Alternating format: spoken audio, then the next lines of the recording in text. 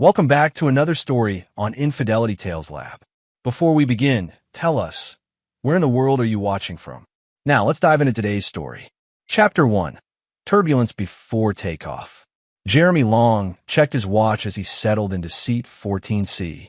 The red-eye from Chicago to Seattle was supposed to be routine. 6 hours to decompress after 3 exhausting days consulting for Meridian Financial. His laptop bag contained the usual cargo: encrypted drives, security reports, and a half-eaten protein bar he'd bought 2 airports ago. At 34, Jeremy had built his reputation as one of the best independent cybersecurity specialists in the Midwest.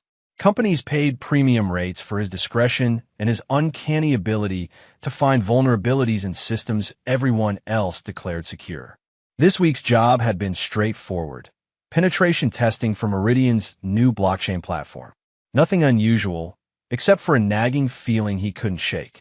That morning, he'd found an anomaly in Meridian's transaction logs. A ghost wallet moving millions through their system, the digital breadcrumbs disappearing into offshore accounts.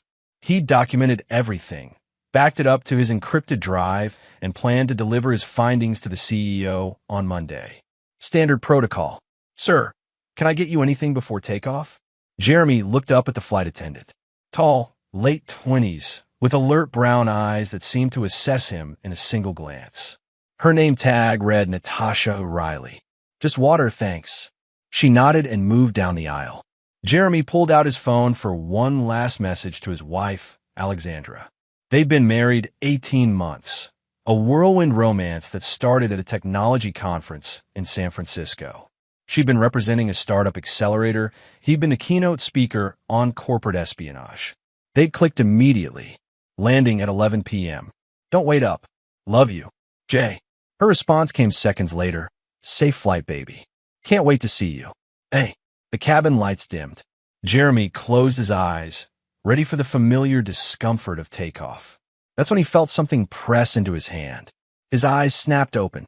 Natasha Riley was leaning over him, her face composed, but her hand trembling as she placed a folded napkin in his palm. Before he could speak, she moved to the next row. Jeremy unfolded the napkin, his pulse quickening.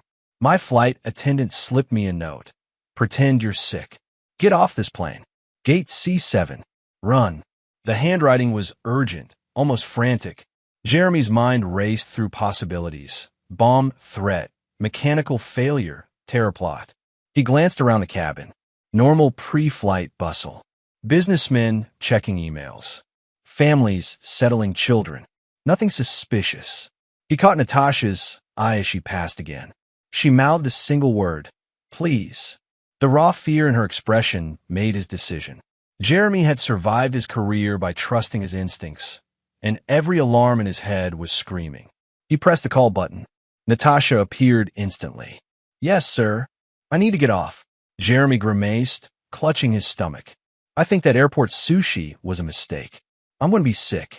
Her relief was visible for just a microsecond. "Of course. Let me inform the captain." 5 minutes later, Jeremy stood in the jetway with a gate agent, his luggage being retrieved from the cargo hold.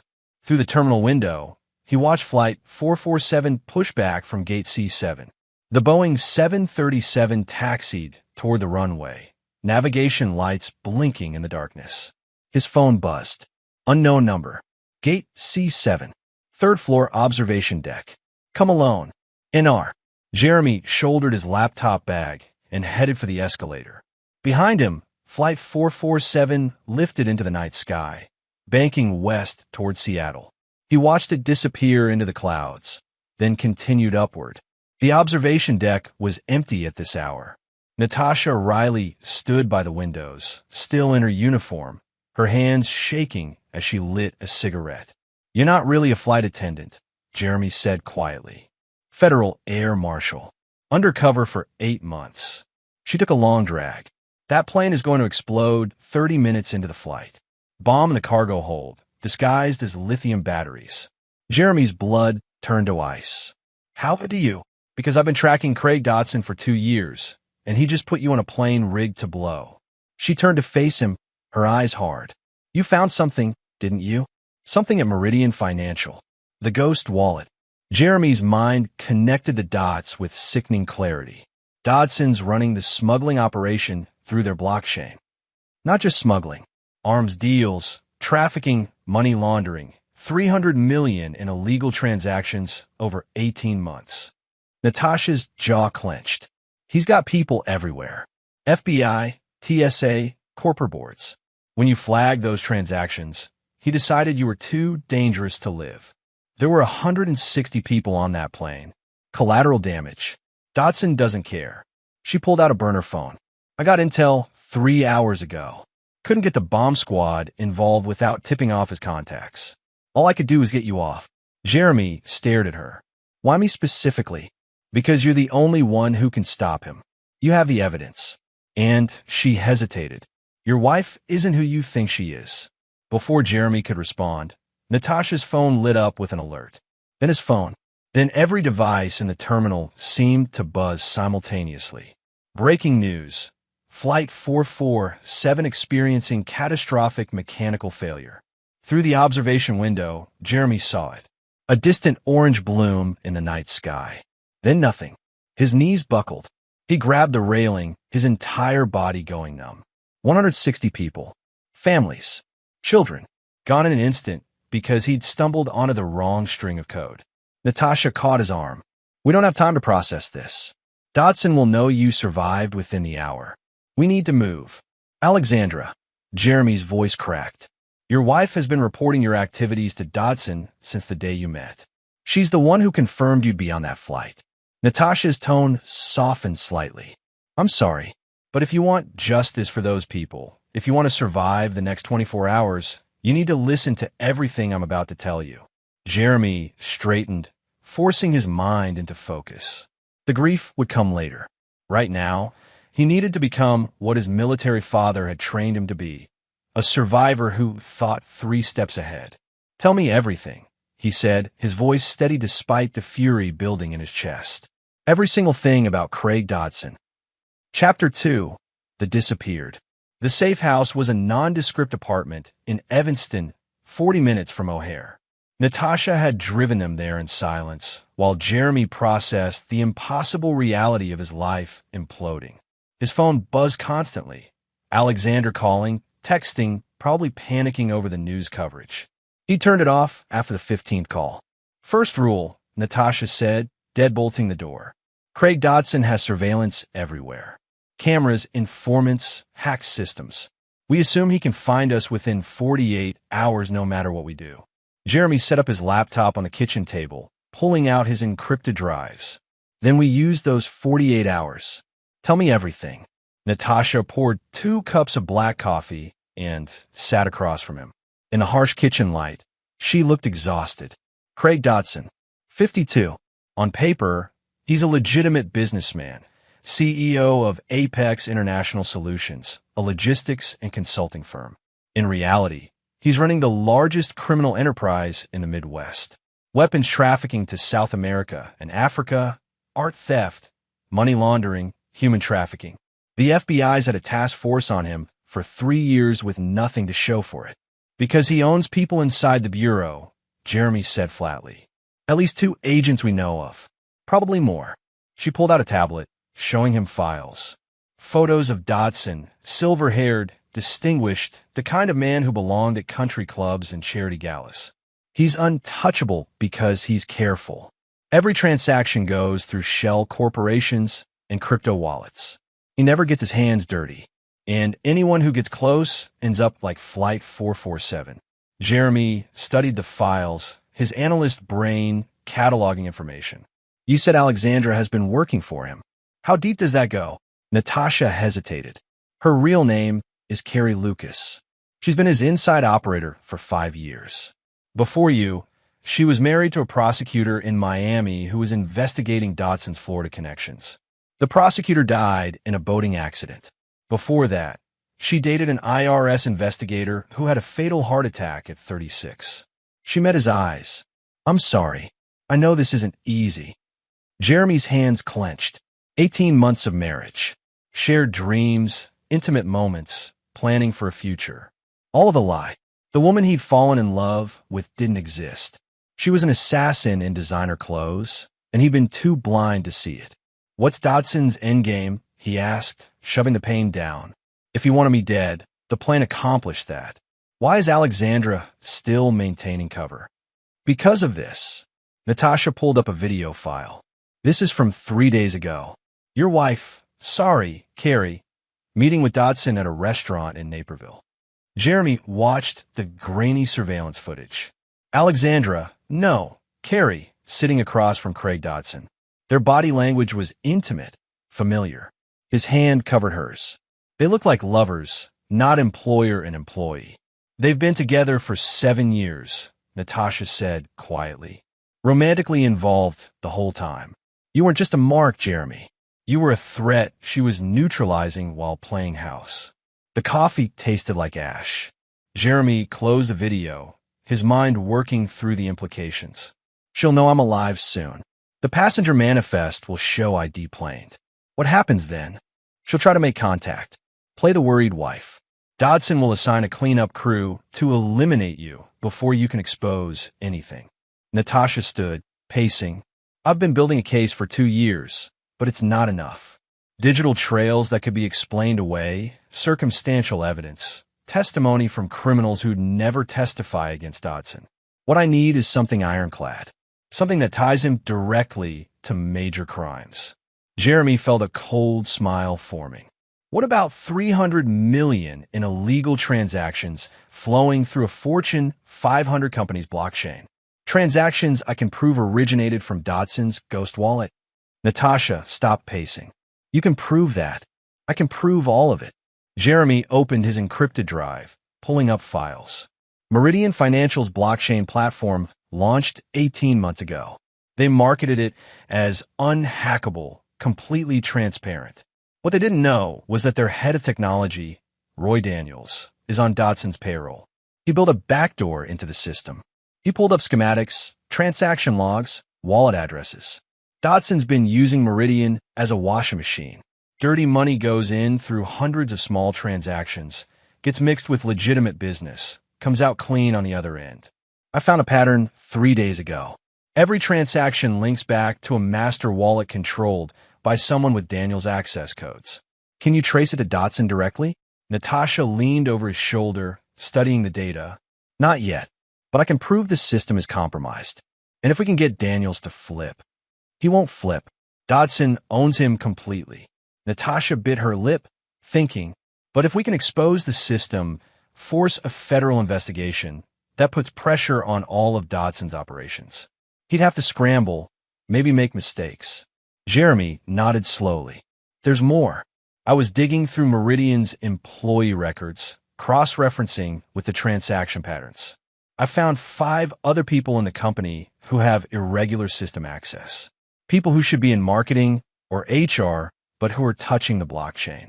If Dodson has that many people inside one company, then he has them everywhere. Natasha sat back, down heavily. We're not just taking down a criminal. We're dismantling a network. They worked through the night. Jeremy mapped out Dodson's operation using his data, while Natasha cross-referenced it with her FBI intelligence. By dawn, they had a picture. Dodson controlled legitimate businesses across 7 states, each one a front for different criminal operations. Shipping companies moved weapons and contraband. Tech firms laundered money. Real estate holdings hid trafficking operations. And everywhere, there were people like Carrie Lucas. Beautiful, intelligent, deadly. Embedded in positions of influence, gathering intelligence, eliminating threats. We need allies, Jeremy said, rubbing his eyes. People Dodson doesn't own. I have a handler, John Donahue, special agent in charge of the Chicago field office. He's clean. I'd stake my life on it. Natasha checked her watch. But we can't just walk into the FBI. Too risky. We need to be smart about this. Jeremy's phone, still powered off, sat on the table like a live grenade. Eventually, they'd have to deal with it. With Alexandra. With the life he thought he'd built. What's your plan? Natasha asked. Jeremy looked at her, then at the screens full of data, at the evidence that could bring down Craig Dodson, at the opportunity for justice for 160 innocent people who died because of him. We make Dodson think I'm dead, he said slowly. We stage my death, go underground, and build a case so airtight that even his corrupted agents can't touch it. Then we expose everything publicly. Force his hand. That's not enough, Natasha said quietly. A man like Dodson? He'll lawyer up, destroy evidence, kill witnesses. Even with everything we have, he might walk. Jeremy met her eyes. His father's words echoed in his mind. Sometimes the system fails. Sometimes justice requires a different approach. Then we make sure he doesn't walk, Jeremy said. Whatever it takes. Chapter 3. The Ghost Protocol. 48 hours after Flight 447 fell from the sky, Jeremy Long was officially declared dead. The passenger manifest, the recovered wreckage, the forensic reports, all confirmed that he'd been aboard when the plane exploded. The investigation cited catastrophic mechanical failure. The lithium battery shipment was never mentioned. Standing in John Donahue's private office, Jeremy watched the news coverage of his own memorial service. Alexandra played the grieving widow perfectly. Black dress, tasteful tears, a trembling statement about the love of her life. She'd even brought his mother, Patricia, who looked genuinely devastated. That's cold, Donahue muttered. The FBI agent was 58, with iron-gray hair and the weathered face of someone who'd seen too much. Using your own mother as a prop. Jeremy's jaw clenched. Getting his mother to safety had been his first move. A quiet extraction, a story about witness protection, a secure location where Dodson's people couldn't reach her. She thought he was investigating corporate fraud. She didn't know her daughter-in-law was an assassin.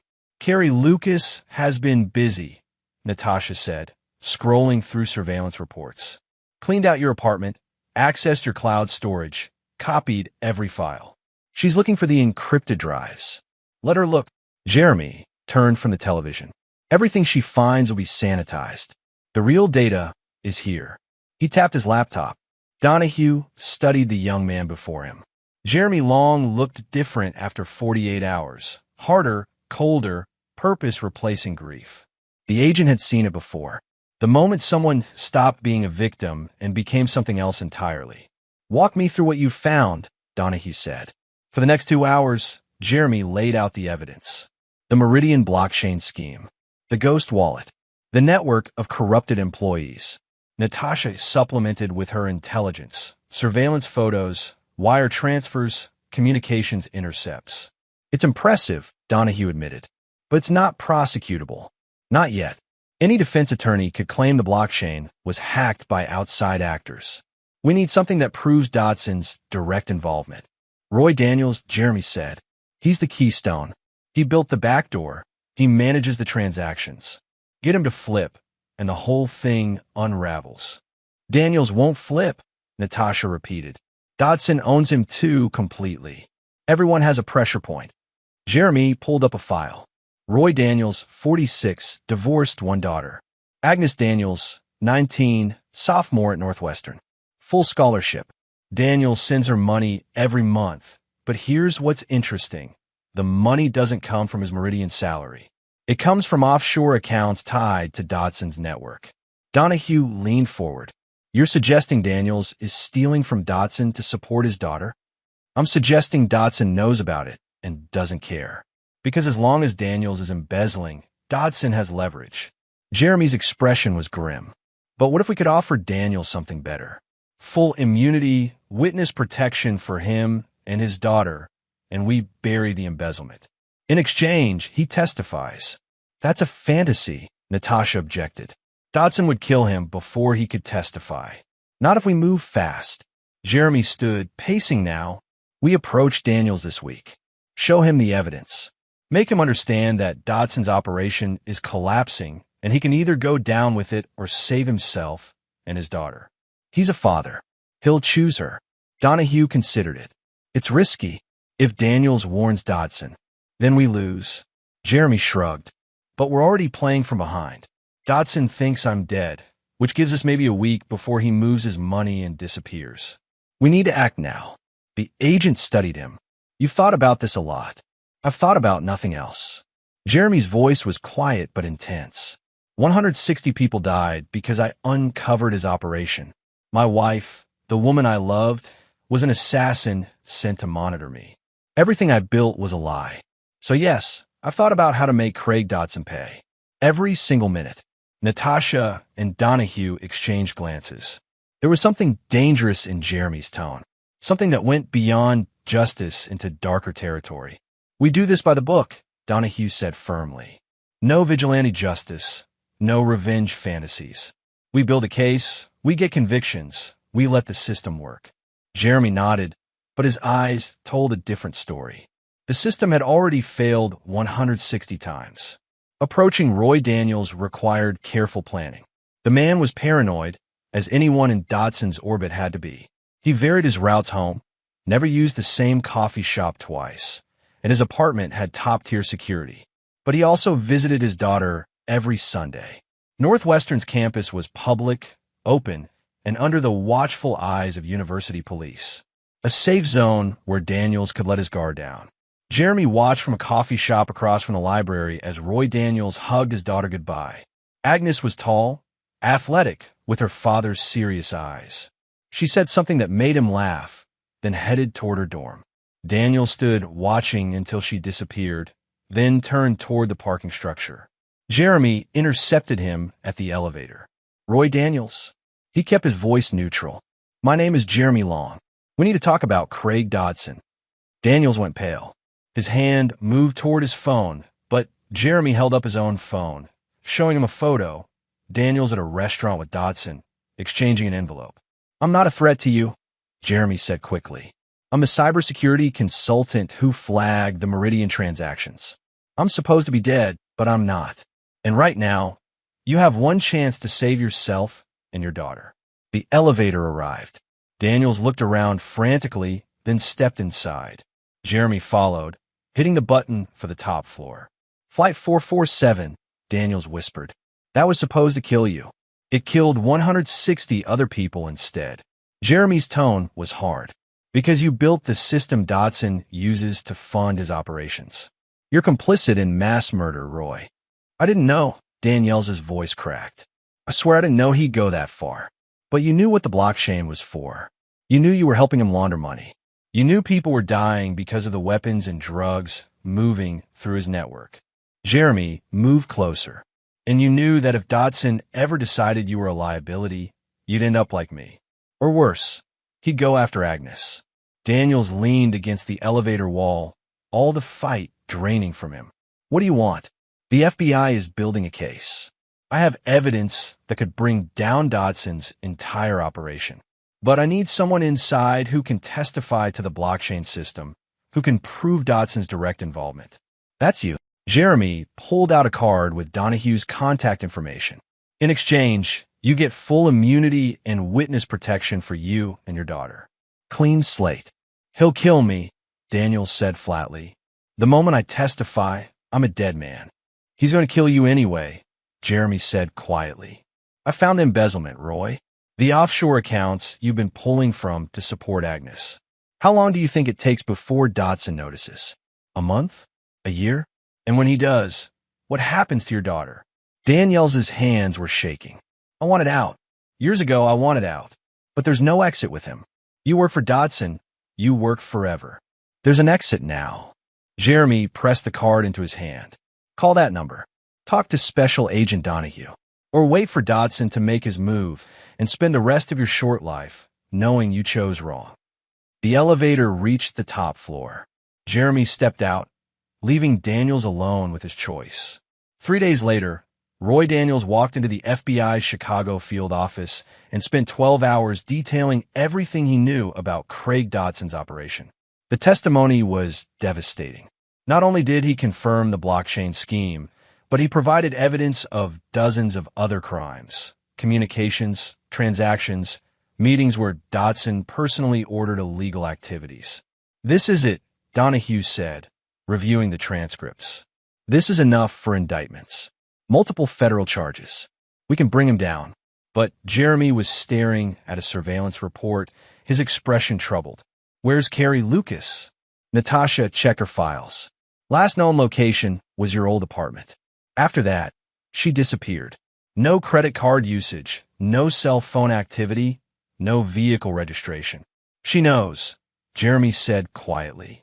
Somehow, she knows we're making a move. And if she knows, Dodson knows.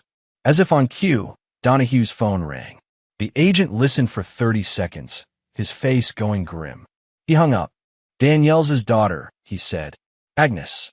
She didn't show up for class this morning. Campus security found her dorm room empty.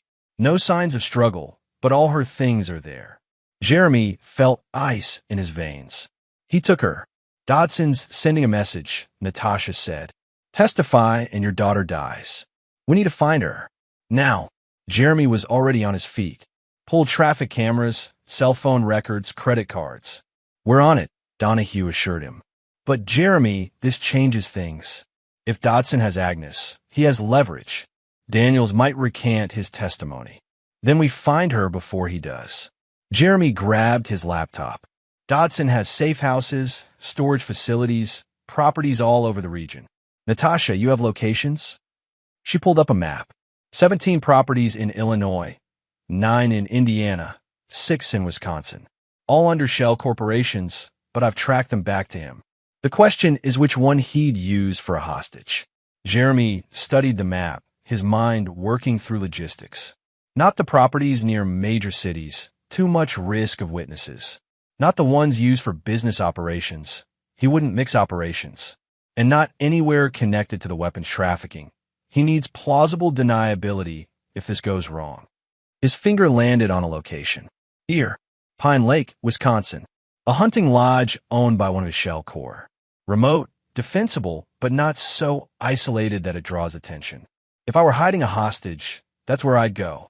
That's a 90-minute drive, Natasha said. We need tactical support, warrants. We don't have time for warrants. Jeremy looked at Donahue. Sir, if Agnes Daniels dies, we lose our star witness and Dodson walks. You know I'm right. Donahue closed his eyes briefly, then nodded. Natasha, assemble a tactical team. We move in 1 hour. This is a rescue operation, fully authorized. He looked at Jeremy. You're staying here. You're a civilian, and officially, you're dead. If you're seen, I'm the one who made Daniels testify, Jeremy interrupted. If Agnes dies because I pushed her father to cooperate, that's on me. I'm coming. For a long moment, the three of them stood in silence. Then Donahue sighed.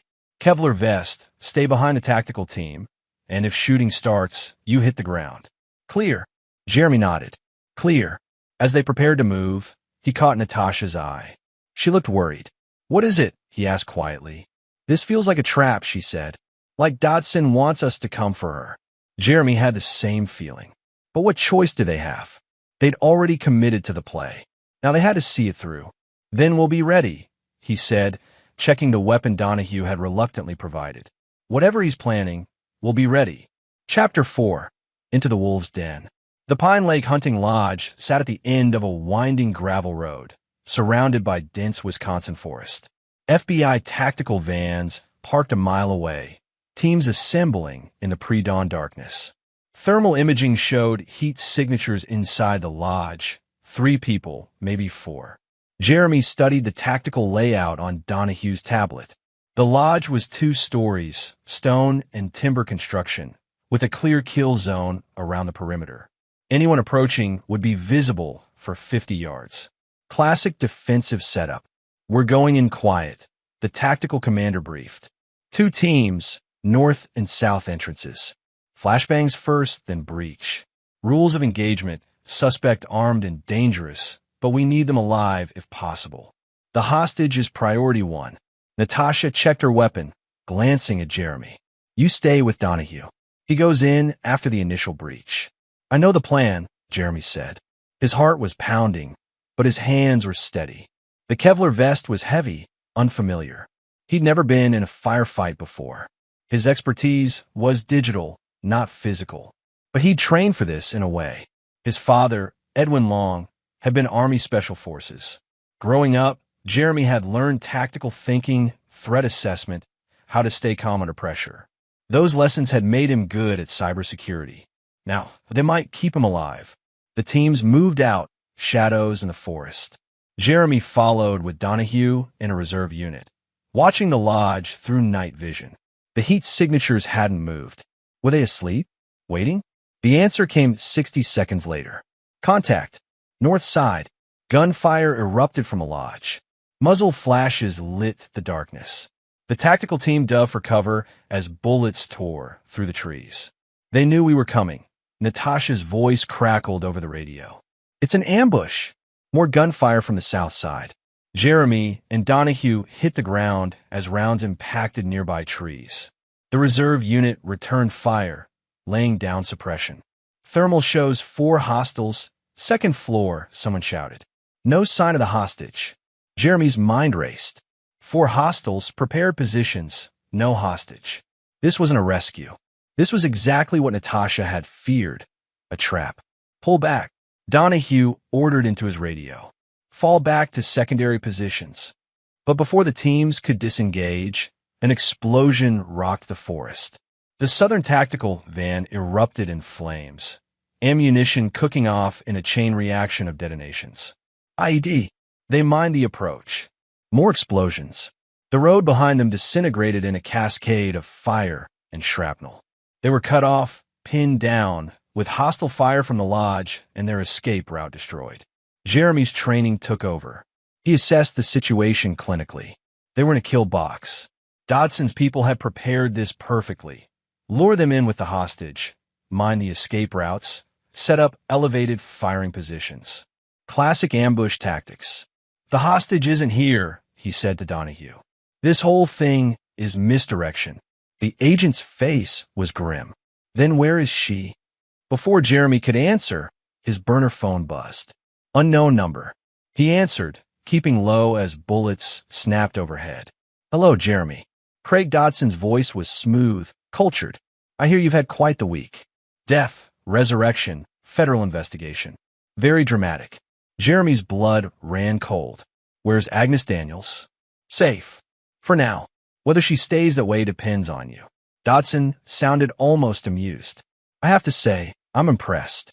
Faking your death, turning my own IT manager against me, building a case with the FBI. You're more resourceful than I anticipated. I'm going to destroy you, Jeremy said flatly. No, you're going to back off. Because if you don't, Agnes dies. Roy Daniels recants his testimony and disappears. And everyone in that force with you right now dies as well. Dodson paused. I have snipers on the ridgeline. 20 well-trained men with Barrett rifles. They can kill every FBI agent there before you even see them. But I'd rather not create that kind of mess. What do you want? Simple. You and federal agent Natasha Riley surrender yourselves. Come to the lodge unarmed. Well, I'm satisfied you're no longer a threat. I'll release Agnes and your people can leave. Everyone lives. Very civilized. Jeremy looked at Donahue, who was listening on a second phone. The agent shook his head firmly. No deal. But Jeremy was already thinking 3 steps ahead. Dodson wanted them inside. That meant something in the lodge was important. Evidence, maybe, or a way to eliminate them permanently while maintaining deniability. How do I know you'll release Agnes? Jeremy asked. You don't, but you know I'll kill her if you refuse. And you know I'll kill every federal agent in that force just to make my point. So really, what choice do you have? The gunfire from the lodge had stopped. Eerie silence filled the forest. Jeremy could hear wounded agents calling for medics, could smell smoke from the burning van. I need proof Agnes is alive, he said. 5 seconds later, his phone received a video. Agnes Daniels bound and gagged in a dark room. Today's newspaper visible beside her. Alive, terrified but unharmed. Clock's ticking, Jeremy. 5 minutes or the girl dies. And trust me, you'll hear her screaming from where you are. The call ended. Donahue grabbed his arm. You're not going in there. It's suicide. He's going to kill Agnes, Jeremy said. And everyone here. We're outgunned and outmaneuvered. We can call for backup. There's no time. Jeremy checked his weapon, making sure the safety was off. But he made a mistake. He wants us inside, which means there's something in that lodge he needs to protect. Something we can use. Natasha crawled over, blood streaming from a cut on her forehead. I heard. If we go in, we're dead. If we don't, everyone's dead. Jeremy looked at both of them. I need you to trust me. I have a plan. What plan? Donahue demanded. Jeremy's mind was working through possibilities, calculating angles. He thought about the lodge layout, the heat signatures, Dodson's psychological profile. A man that arrogant, that confident. He'd want to gloat. Want to watch them die. Dodson thinks he's won because he controls the battlefield, Jeremy said. But he's forgotten something. I'm not a soldier or an agent. I'm a systems analyst. And every system has a vulnerability. He pulled out his laptop, fingers flying across the keyboard. That lodge has a smart security system, cameras, alarms, electronic locks, all connected to a central network. And Roy Daniels built it, which means I can guess his passwords. 30 seconds of frantic typing. Then Jeremy smiled grimly. I'm in. I control every electronic system in that building. Lights, locks, cameras, everything. Natasha's eyes widened. You can cut their power? Better. I can trap them inside, lock them in rooms, and guide you through the building safely. Jeremy looked at Donahue. But I need to be inside to make it work. The Wi-Fi signal isn't strong enough out here. Then we all go, Donahue decided. Tactical teams stay back, secure the perimeter. Jeremy, Natasha, and I go in. We surrender, get close enough for Jeremy to work his magic. Then we flip the situation. It's risky, Natasha said. Everything about this is risky. Donahue checked his watch. 3 minutes left. We either commit or we run. Your call, Jeremy. This is your plan. Jeremy thought about Agnes Daniels, about Roy Daniels, who'd trusted him, about 160 people who died on Flight 447, about every life Dodson had destroyed. We go in, he said, and we end this. Chapter 5. The Devil's Own House. Jeremy, Natasha, and Donahue walked toward the lodge with their hands raised, weapons left behind. Floodlights illuminated them as they crossed the kill zone. Jeremy's heart hammered, every instinct screaming that this was wrong. But he kept his face neutral, his laptop bag slung over his shoulder. The front door opened. A man stepped out, mid-30s, military bearing, holding an AR-15. Not Craig Dodson, one of his hired guns. Inside, slowly, they entered a grand room with vaulted ceilings and a massive stone fireplace. Expensive furniture, hunting trophies on the walls, the kind of place wealthy men used to pretend they were outdoorsmen. 6 more armed men occupied strategic positions. And sitting in a leather chair by the fireplace, looking perfectly comfortable, was Craig Dodson. In person, he was exactly as his photos suggested. Distinguished, well-dressed, with cold eyes that missed nothing. He studied Jeremy like a scientist examining an interesting specimen. Jeremy Long, the man who won't die. Please sit. He gestured to a couch. Agent Riley, Special Agent Donahue. This is quite the collection of thorns at my side. Where's Agnes? Jeremy demanded. She's safe. In one of my other properties. Alive, unharmed, and will stay that way if you cooperate. Dodson poured himself a whiskey. I wanted to meet you face to face. To understand how a simple cybersecurity consultant caused me so much trouble. You killed 160 people because of me, Jeremy said flatly. I'd call that extreme. Necessary. You found my blockchain operation. You had evidence that could have exposed years of work. I eliminated a threat. Dodson shrugged. Collateral damage is unfortunate, but acceptable when the stakes are high enough. Jeremy felt rage building, but forced it down. He needed Dodson talking, distracted. His laptop was in the bag at his feet. If he could just access it. What happens now? Natasha asked.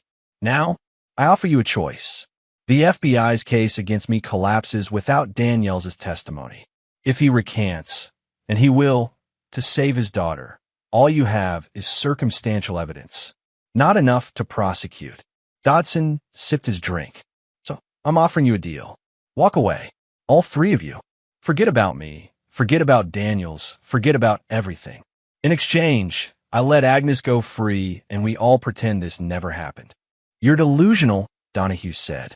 Even without Daniels, we have enough to indict you for dozens of crimes. Do you?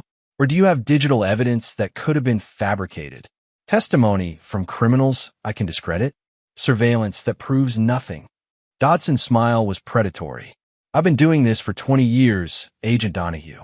I've outlasted 3 FBI task forces, 2 congressional investigations, and countless local prosecutors. What makes you think you'll be different? Jeremy slowly, carefully unzipped his laptop bag. Because this time you made mistakes. You got arrogant. You killed too many people, left too many witnesses. Witnesses? Dodson laughed. Like who? The flight attendant who saved you? That was quite clever of her, by the way. Federal Air Marshal Natasha Riley, undercover for 2 years. I suppose I should have been more thorough in vetting my people. But it doesn't matter now. Once you 3 disappear, there's no case. Disappear, Jeremy repeated. His hand was in the bag now, fingers finding the laptop. You're going to kill us. Of course. But I'll make it look like an accident. Tactical operation gone wrong. Firefight with unknown assailants. Tragic loss of federal agents. I have people who can sell that story. And without you, the investigation dies. Natasha shifted slightly, drawing attention away from Jeremy. What about Carrie Lucas? Your girlfriend and hired assassin? You think she won't flip to save herself? Dodson's expression darkened. Carrie is loyal, unlike Roy Daniels, who betrayed me for empty promises. She understands that betraying me means death, not just for her, but for everyone she cares about. Does she know you're planning to disappear? Jeremy asked, laptop now open in the bag, fingers working blind to enter commands. Once you realize your operation is compromised, you'll vanish. New identity, new country. Does Carrie get to come, or is she another loose end? Shut up, Dodson snapped. Jeremy had struck a nerve. She's been your partner for 7 years. She's killed for you, lied for you, married me to monitor me. And when this is over, you'll ghost her like everyone else. Because that's what you do. You use people until they're no longer useful, then you eliminate them. I said shut up. Dodson stood, his composure cracking. Perfect. Jeremy hit the final command. Throughout the lodge, electronic locks engaged with quiet clicks. The lights went out, plunging everything into darkness. Emergency lights flickered on, casting eerie red shadows. What the hell? One of the gunmen shouted. Jeremy was already moving. He swept the couch table toward the nearest guard, hitting him in the knees. Donahue tackled another. Natasha grabbed a fallen weapon. Gunfire erupted. Jeremy dove behind the couch as rounds tore through furniture. His laptop was still running commands, locking doors, killing communications, turning the lodge into a prison for Dodson's people. Basement, he shouted to Natasha and Donahue. There's a service tunnel. They fought their way toward a door, Natasha providing cover fire. Jeremy's system knowledge guided them. He knew every room, every corridor. He locked doors behind them, trapping Dodson's men in sections of the house. The basement was cold, dark, full of storage. And there, in the corner, was what Jeremy had suspected, a tunnel. Emergency escape route, probably built during the lodge's construction for exactly this kind of scenario. Go! Donahue pushed them toward it. Behind them, someone was trying to force the door. They had seconds. The tunnel was narrow, claustrophobic. They ran hunched over, flashlights cutting the darkness. Jeremy's mind raced. They'd escaped immediate death, but Dodson still had Agnes. Still had his network. Still had. The tunnel exit opened into the forest, 300 yards from the lodge. They emerged into cold air and darkness. Behind them, they could hear shouts, confusion. My men, Donahue said into his radio, fall back to secondary positions. Suspect is contained in the primary structure. Sir, a voice crackled back. We have visual on vehicles leaving the property. 3 SUVs, high speed, heading south. Dodson was running. We need to move, Natasha said. He'll regroup, grab Agnes as leverage, disappear. No, Jeremy said quietly. He won't get far. He held up his laptop. On the screen were GPS coordinates, tracking a signal. What is that? Donahue asked. When I hacked the lodge's security system, I also accessed their vehicle management system. Every SUV Dodson owns has GPS tracking and remote access.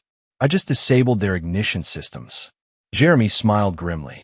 They'll make it about 2 miles before the engines die. Natasha stared at him. You trapped him. I trapped all of them. Every vehicle, every safe house, every property with a smart system. I've locked it all down. Dodson can run, but he can't hide.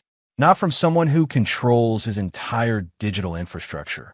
Donahue was already calling for backup, coordinating with Wisconsin State Police. But Jeremy was thinking ahead. Dodson wouldn't surrender quietly. He'd fight, maybe take hostages, maybe kill Agnes out of spite. They needed to find her. Now, Roy Daniels, Jeremy said suddenly. He built these systems. He'll know where Dodson would hide a hostage. They had Daniels in protective custody at a Chicago safe house. One phone call, one desperate father given a chance to save his daughter. There's an old warehouse, Daniels said, his voice shaking. Near Gary, Indiana. Dodson used it for storage, but it's off the books. Abandoned steel mill property. If he needed somewhere to stash someone quietly, that's where. The race was on. Chapter 6, Blood in the Water. The abandoned steel mill loomed against the dawn sky. Skeletal remains of American industry, rust and decay spreading across 50 acres. Jeremy and the FBI tactical team approached from multiple angles, aerial surveillance confirming 2 heat signatures inside the main warehouse. One of them had to be Agnes. We go in silent, Donahue ordered. Suspect is likely armed, hostile, and desperate. We extract the hostage. We don't engage unless necessary. But Jeremy knew it wouldn't be that simple. Dodson was cornered, his empire collapsing. Desperate men made desperate choices. The warehouse was a maze of machinery and shadows. The team split up, clearing rooms methodically. Jeremy followed behind, his weapon drawn, but his real focus on his laptop. He'd hacked into the facility's old security cameras, piecing together a digital map of the interior. Movement, northwest corner, he whispered into his radio. 2 people, looks like one is restrained. Natasha's team moved that direction. Jeremy followed, his heart pounding. They were close now. So close, too. A woman stepped out from behind a support column. Carrie Lucas, his wife, the woman he'd loved. She looked different. Gone was the warm, caring persona he'd known. This woman was cold, focused, holding a pistol with professional competence.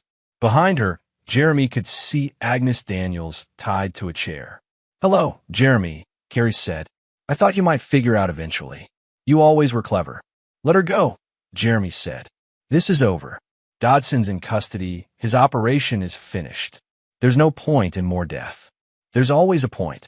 Carrie's smile was bitter. Craig called me 2 hours ago. Told me to eliminate the hostage and disappear. Just another loose end to tie up. That's what I am to him after 7 years.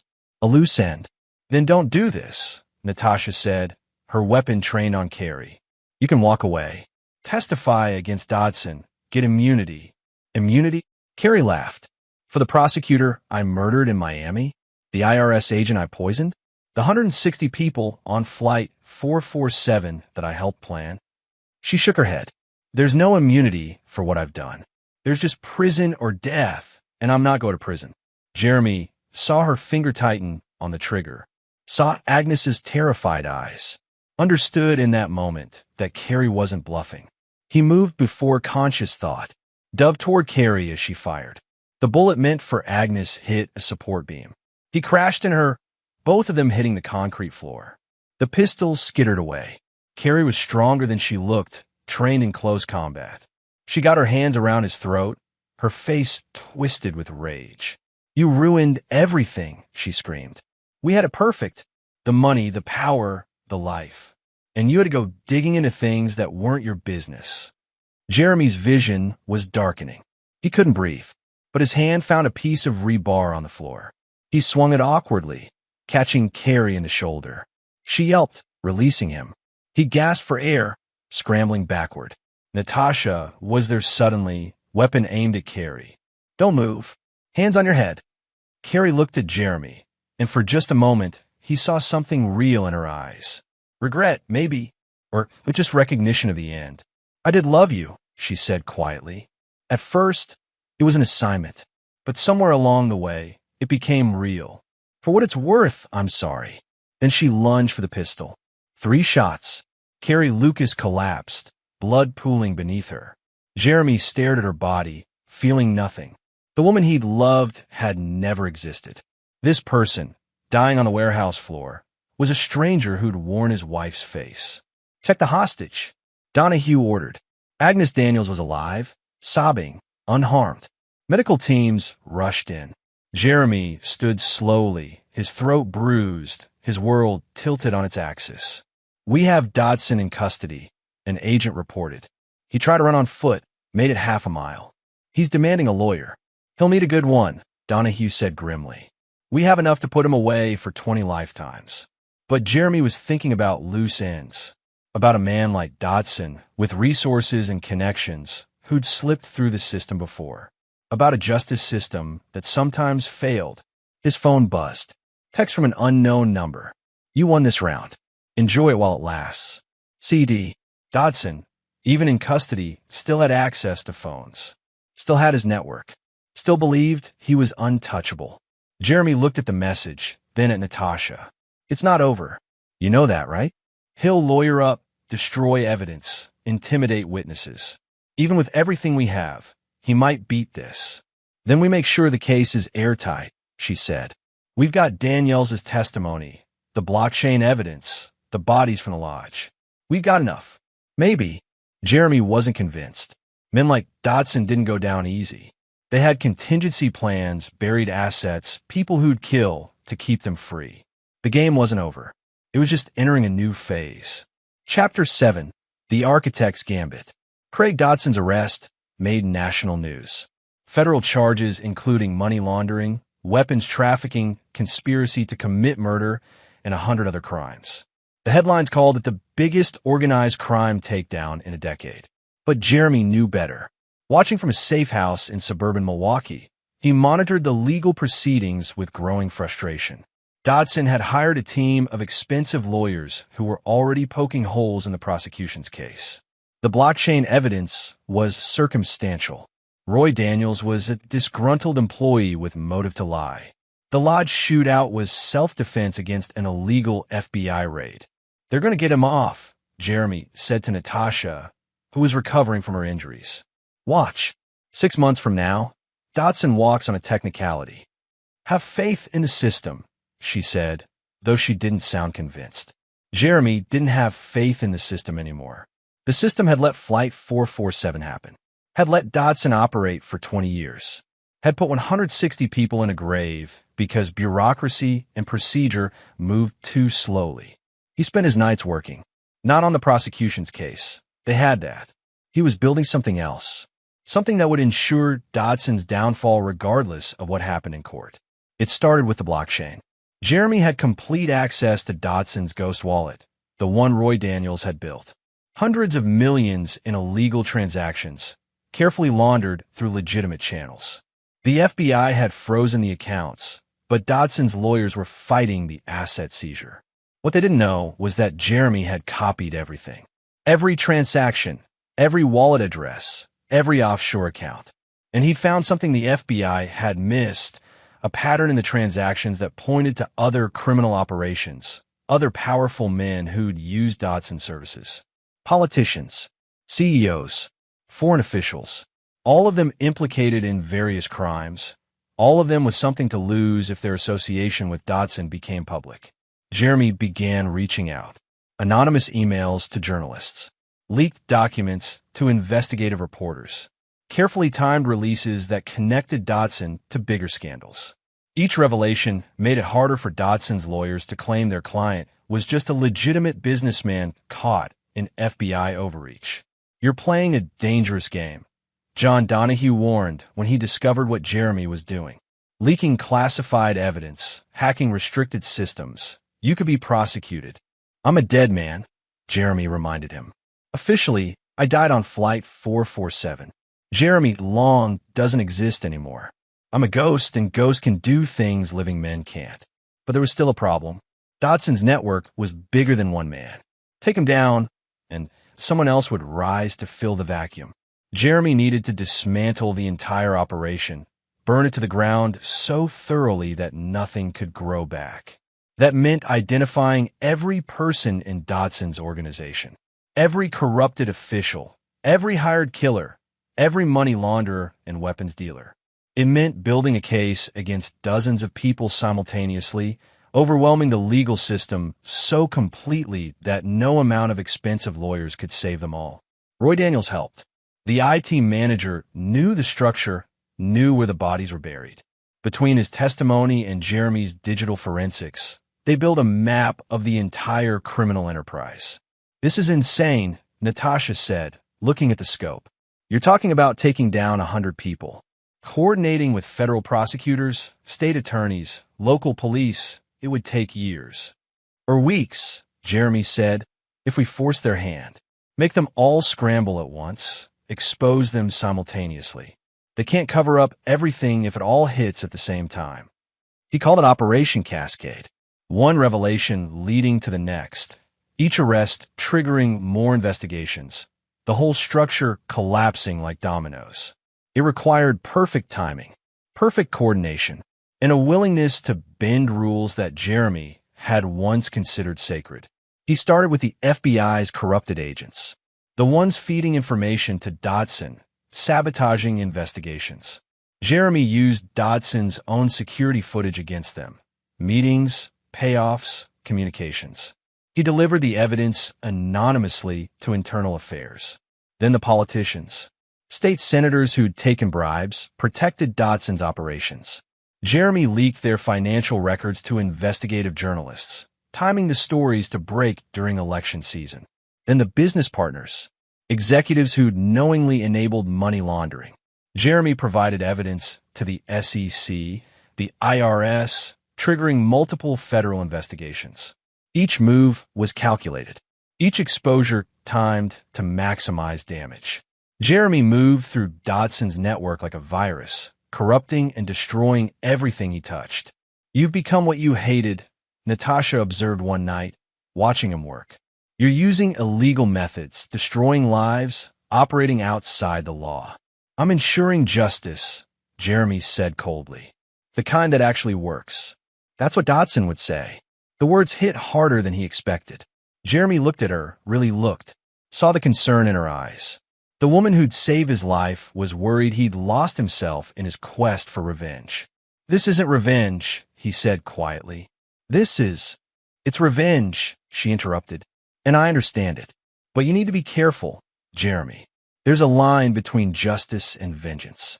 Once you cross it, you can't come back." He didn't answer, because she was right, and they both knew it. He'd crossed lines he'd never imagined crossing, had become something he'd never wanted to be. But he'd finish this. He'd see it through to the end, whatever the cost. The trial was set for 6 months out. That gave Jeremy 6 months to dismantle everything Dodson had built.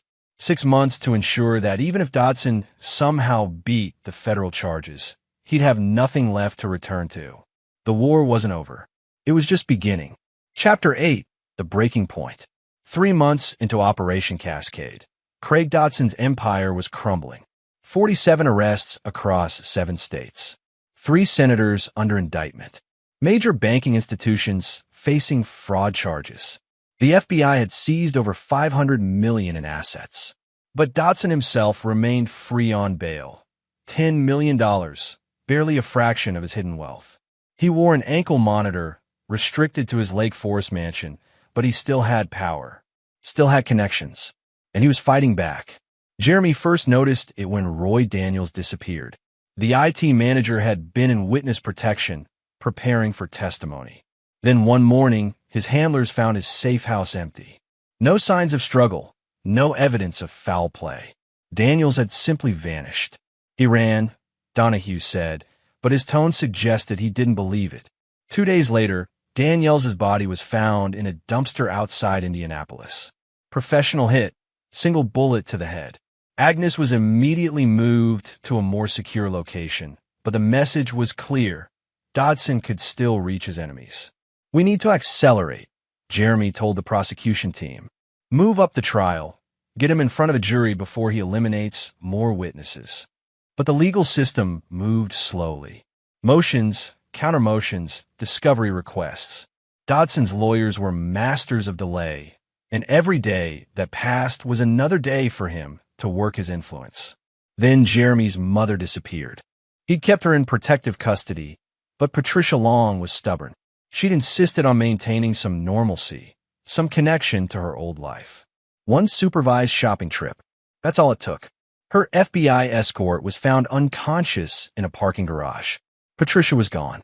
Jeremy received a video on his burner phone 6 hours later. His mother, alive but terrified, in an undisclosed location. And Craig Dodson's voice, calm and reasonable. "I think it's time we talked, Jeremy. Really talked. Man to man. No guns or lawyers or federal agents. Just you and me." The video ended with an address. An abandoned warehouse in Gary. Not the same one where they'd rescued Agnes, but close. Familiar territory, which meant Dodson wanted him comfortable. Wanted him to think he had the advantage. "It's a trap," Natasha said immediately. "He'll kill you and your mother both." "Maybe," Jeremy agreed. "Or maybe he's desperate enough to negotiate. You can't go alone. If I bring backup, he kills her. You know that." Jeremy checked his weapon, his laptop, his encrypted drives. Everything he'd need. This ends tonight, one way or another. Donahue tried to stop him, threatened to arrest him for his own protection. But Jeremy was already gone, a ghost moving through Chicago's industrial district. The warehouse was exactly what he expected. Maze of metal and shadows, strategic positions for ambush. Jeremy entered with his hands raised, weapon holstered, laptop bag over his shoulder. "I'm here, Dodson. Let her go." His mother emerged from the darkness, escorted by 2 armed men. She looked shaken but unharmed. Their eyes met, and Jeremy saw both relief and terror in her expression. Then Craig Dodson stepped into view, and Jeremy understood the real trap. Dodson was wearing a dead man's switch, a device connected wirelessly to multiple explosives planted throughout the warehouse.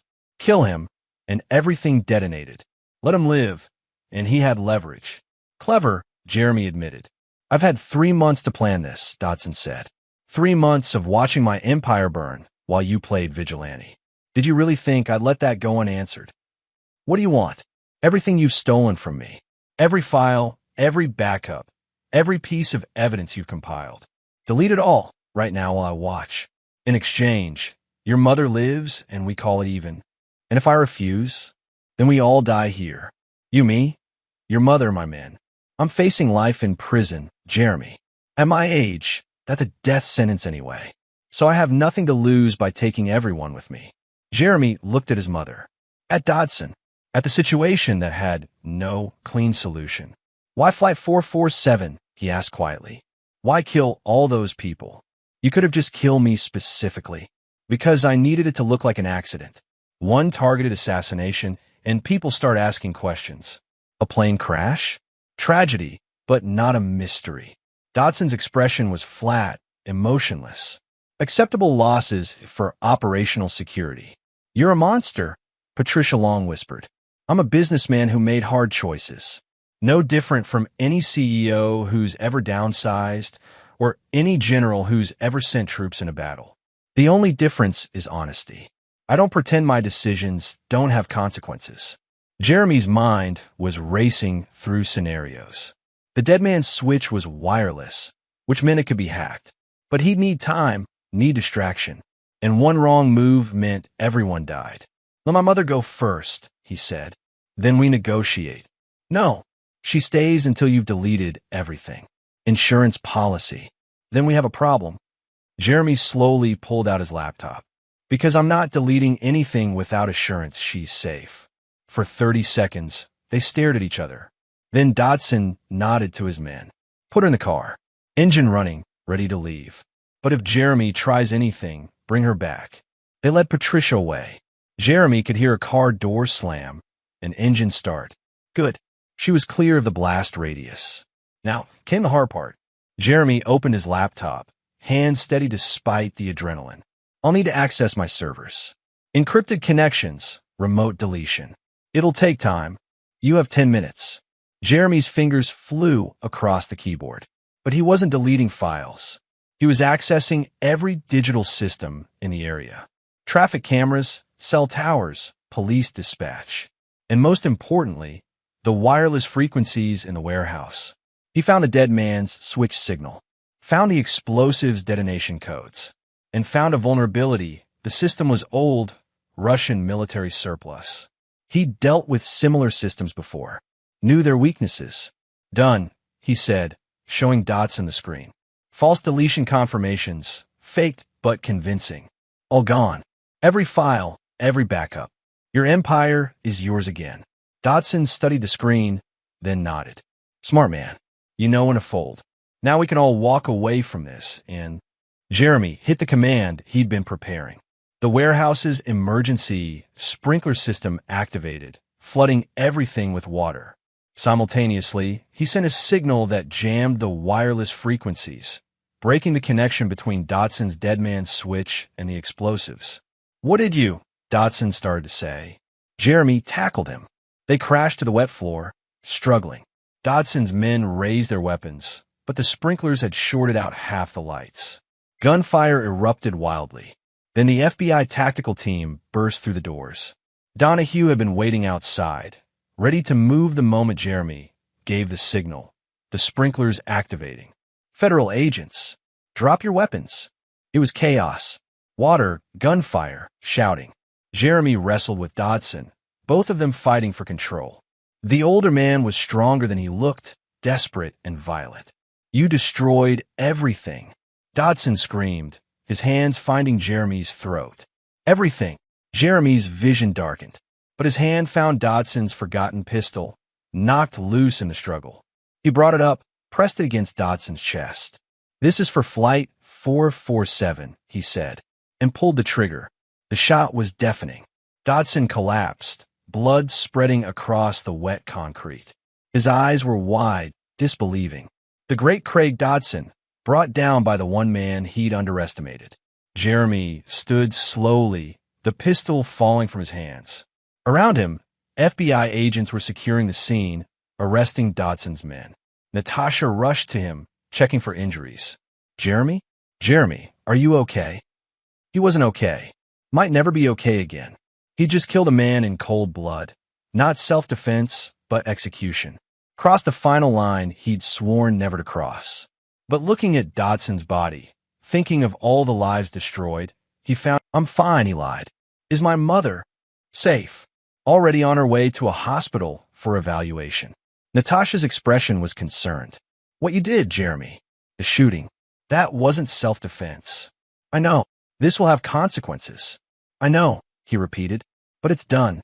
He's done. And I can live with that. Could he, though? That was the question he'd wrestle with for the rest of his life. Chapter 9. Justice Earned. The aftermath of Craig Dodson's death rippled through the criminal underworld like a shockwave. His organization collapsed completely. No central figure to hold it together, no network of corrupted officials to protect it.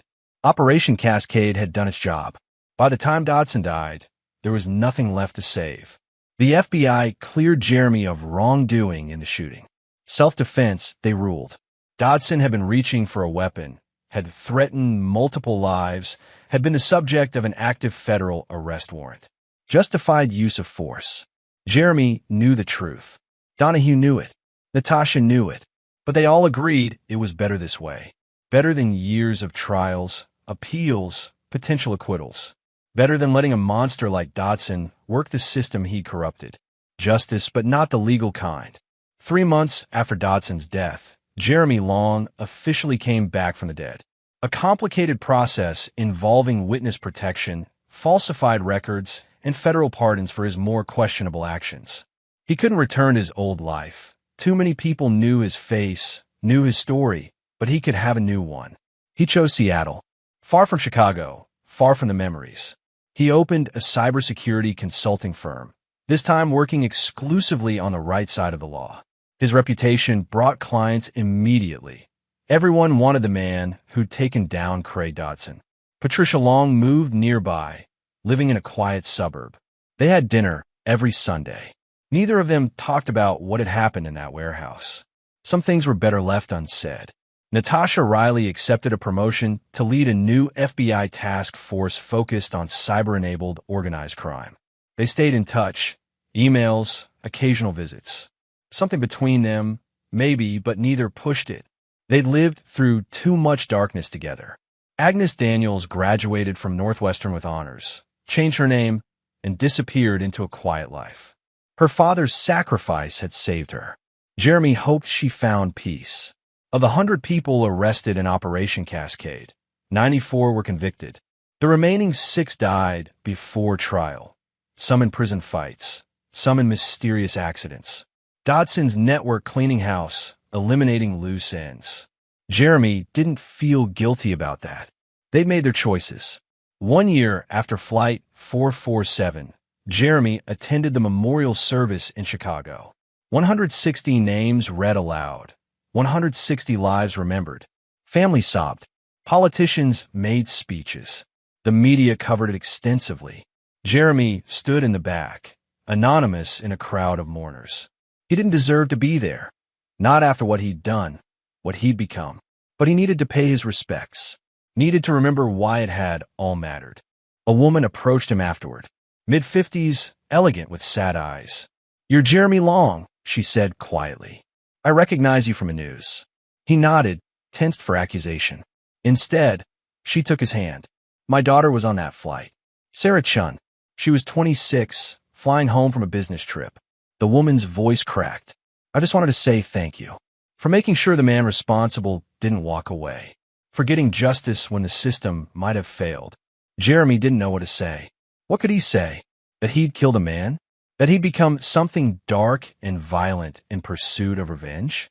That their daughter's death had been a catalyst for his own moral collapse? "I'm sorry for your loss," he managed. She squeezed his hand. "You gave us closure. That's more than most families get. Thank you." She walked away, leaving Jeremy standing alone with his thoughts. Had been worth it? The lies, the manipulation, the violence? He'd destroyed Craig Dodson's empire, brought down 100 criminals, saved future victims. But he'd also become someone his younger self wouldn't recognize. Someone who could kill in cold blood and sleep soundly afterward. The answer, he decided, was complicated.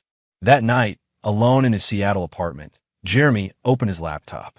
He still had copies of everything. Dodson's files, the blockchain evidence, the network map. Insurance, in case anyone tried to rebuild the empire. But also a reminder of what he'd fought against, of what he'd almost become. An email arrived from Natasha. "How are you holding up?" He considered his response carefully. "Better. Some days harder than others." "You?"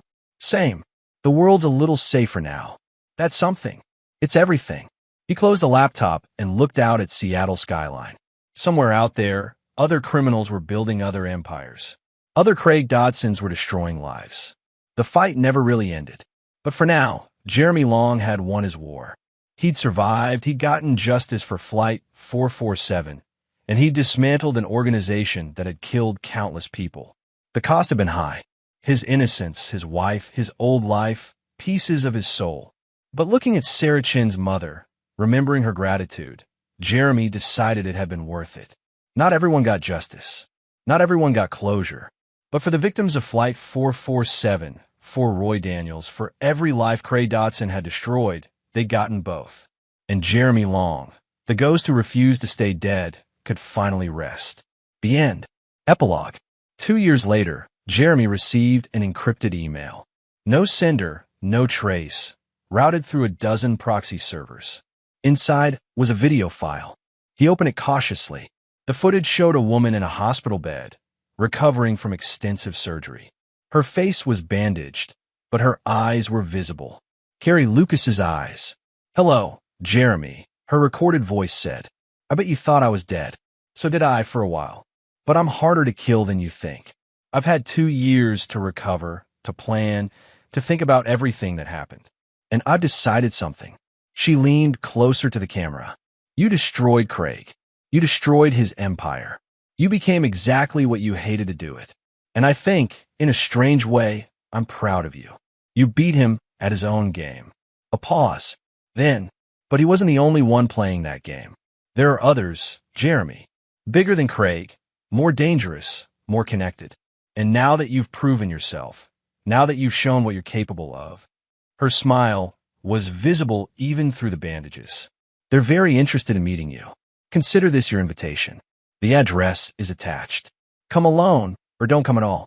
But know that if you ignore this, if you try to pretend you're just a normal consultant living a normal life, they'll come for you anyway. The video ended. Jeremy stared at the screen for a long time. Then he deleted the email, erased all traces, and went about his day. But late that night, he pulled the video from his backups and watched it again, and began to plan. Because Carrie was right about one thing. He could never go back to normal. He'd crossed too many lines, seen too much darkness. Part of him would always be hunting, always be fighting. The only question was whether he'd fight on his own terms or theirs. Jeremy smiled grimly and opened a new encrypted folder. The war was never really over. It was just beginning again. And there you have it. Another story comes to an end. What did you think? I'd love to hear your thoughts in the comments below. If you enjoy this story, consider joining our community by subscribing. It means the world to us. For more stories like this one, check out the recommended videos on screen. And I'll see you there. Welcome back to another story on Infidelity Tales Lab. Before we begin, tell us, where in the world are you watching from? Now, let's dive into today's story. Chapter 1. The Perfect Family Dinner. Russell Klein adjusted his tie as he pulled into his in-laws' circular driveway, the mansion's colonial facade gleaming under the evening sun. Beside him, his wife Tracy fidgeted with her phone, typing furiously. In the back seat, their 7-year-old daughter Emma swung her legs, humming softly. "Put the phone away, honey," Russell said quietly, his steel-gray eyes meeting Tracy's in the rearview mirror. "Your parents hate when you're distracted during dinner." Tracy's fingers hesitated over the screen before she slipped the device into her purse. "You're right. Sorry." Russell had been married to Tracy Chandler Klein for 9 years, and her family's monthly dinners had become a sacred tradition. Douglas Chandler, a retired federal judge, and his wife Francine had welcomed Russell into their family with open arms when he'd married their only daughter. They saw him as the successful architect who'd given Tracy the stability they'd always wanted for her. If only they knew the truth about their precious daughter. The Chandler family home was a testament to old money and judicial prestige. Persian rugs covered polished hardwood floors, and oil paintings of stern-faced ancestors lined the hallways. Douglas had inherited the house from his father, also a judge, and the weight of legal tradition seemed to permeate every room. "Russell, my boy," Douglas boomed as they entered, his imposing frame filling the doorway.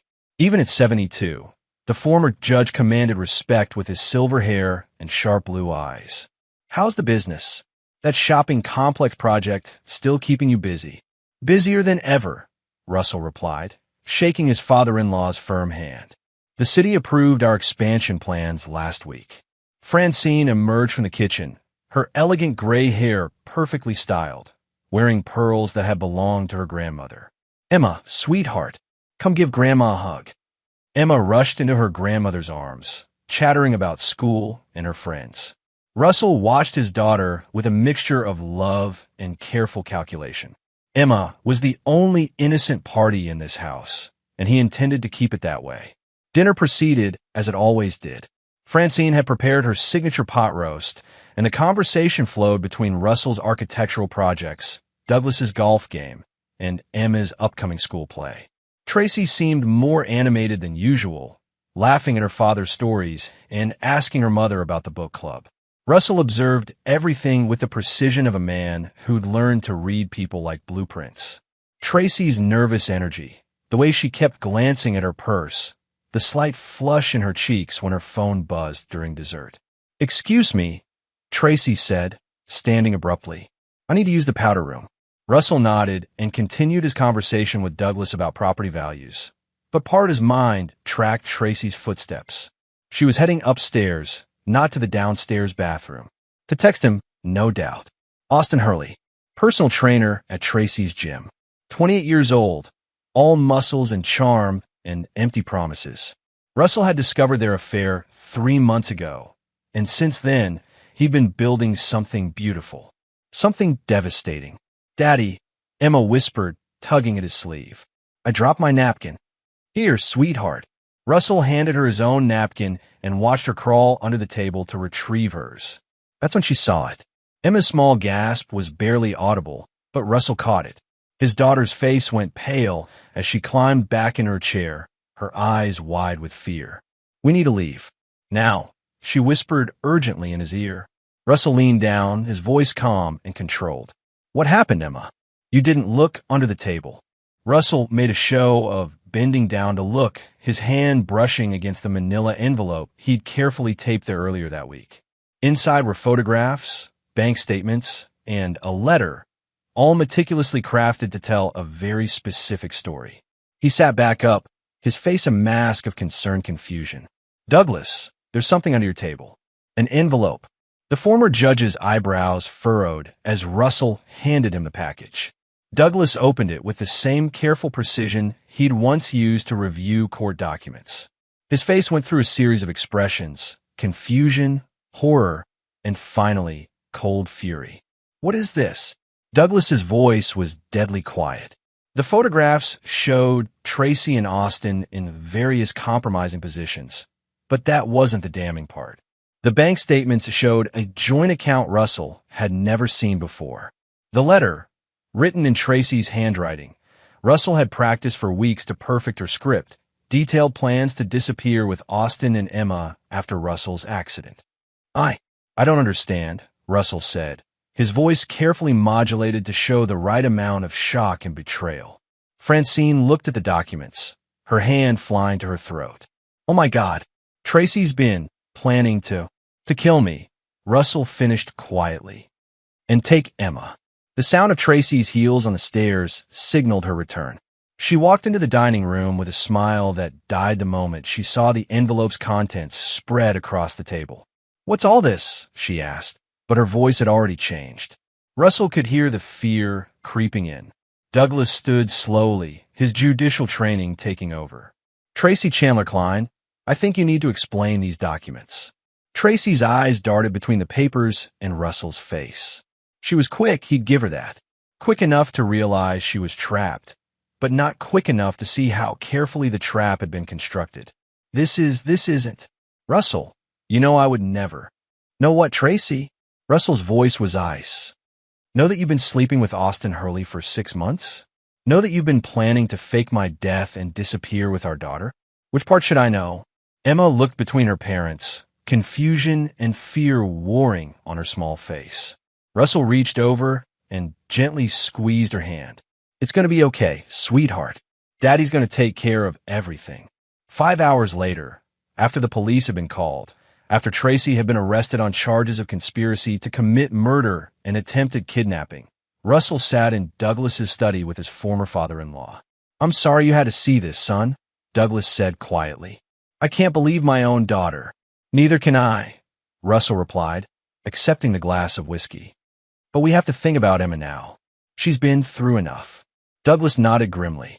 You'll have my full support in the custody proceedings. After tonight, he shook his head.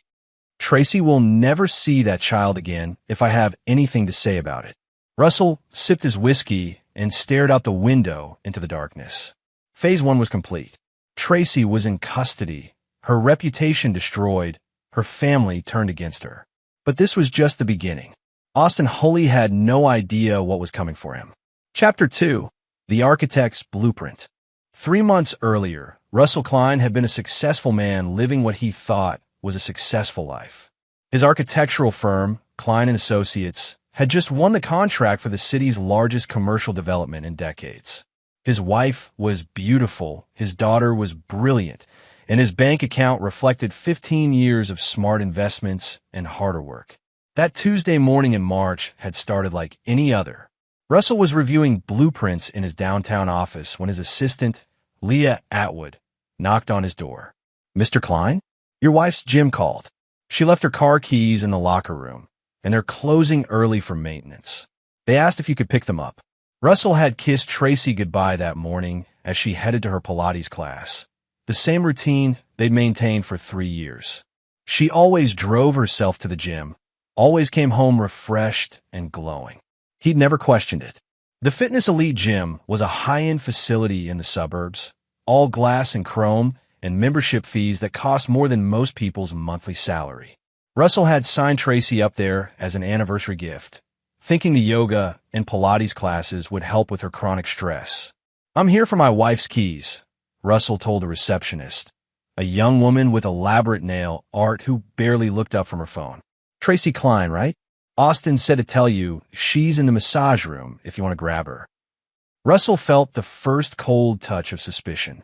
Tracy had never mentioned massages. He followed the receptionist's directions down a hallway lined with motivational posters and the sound of expensive exercise equipment.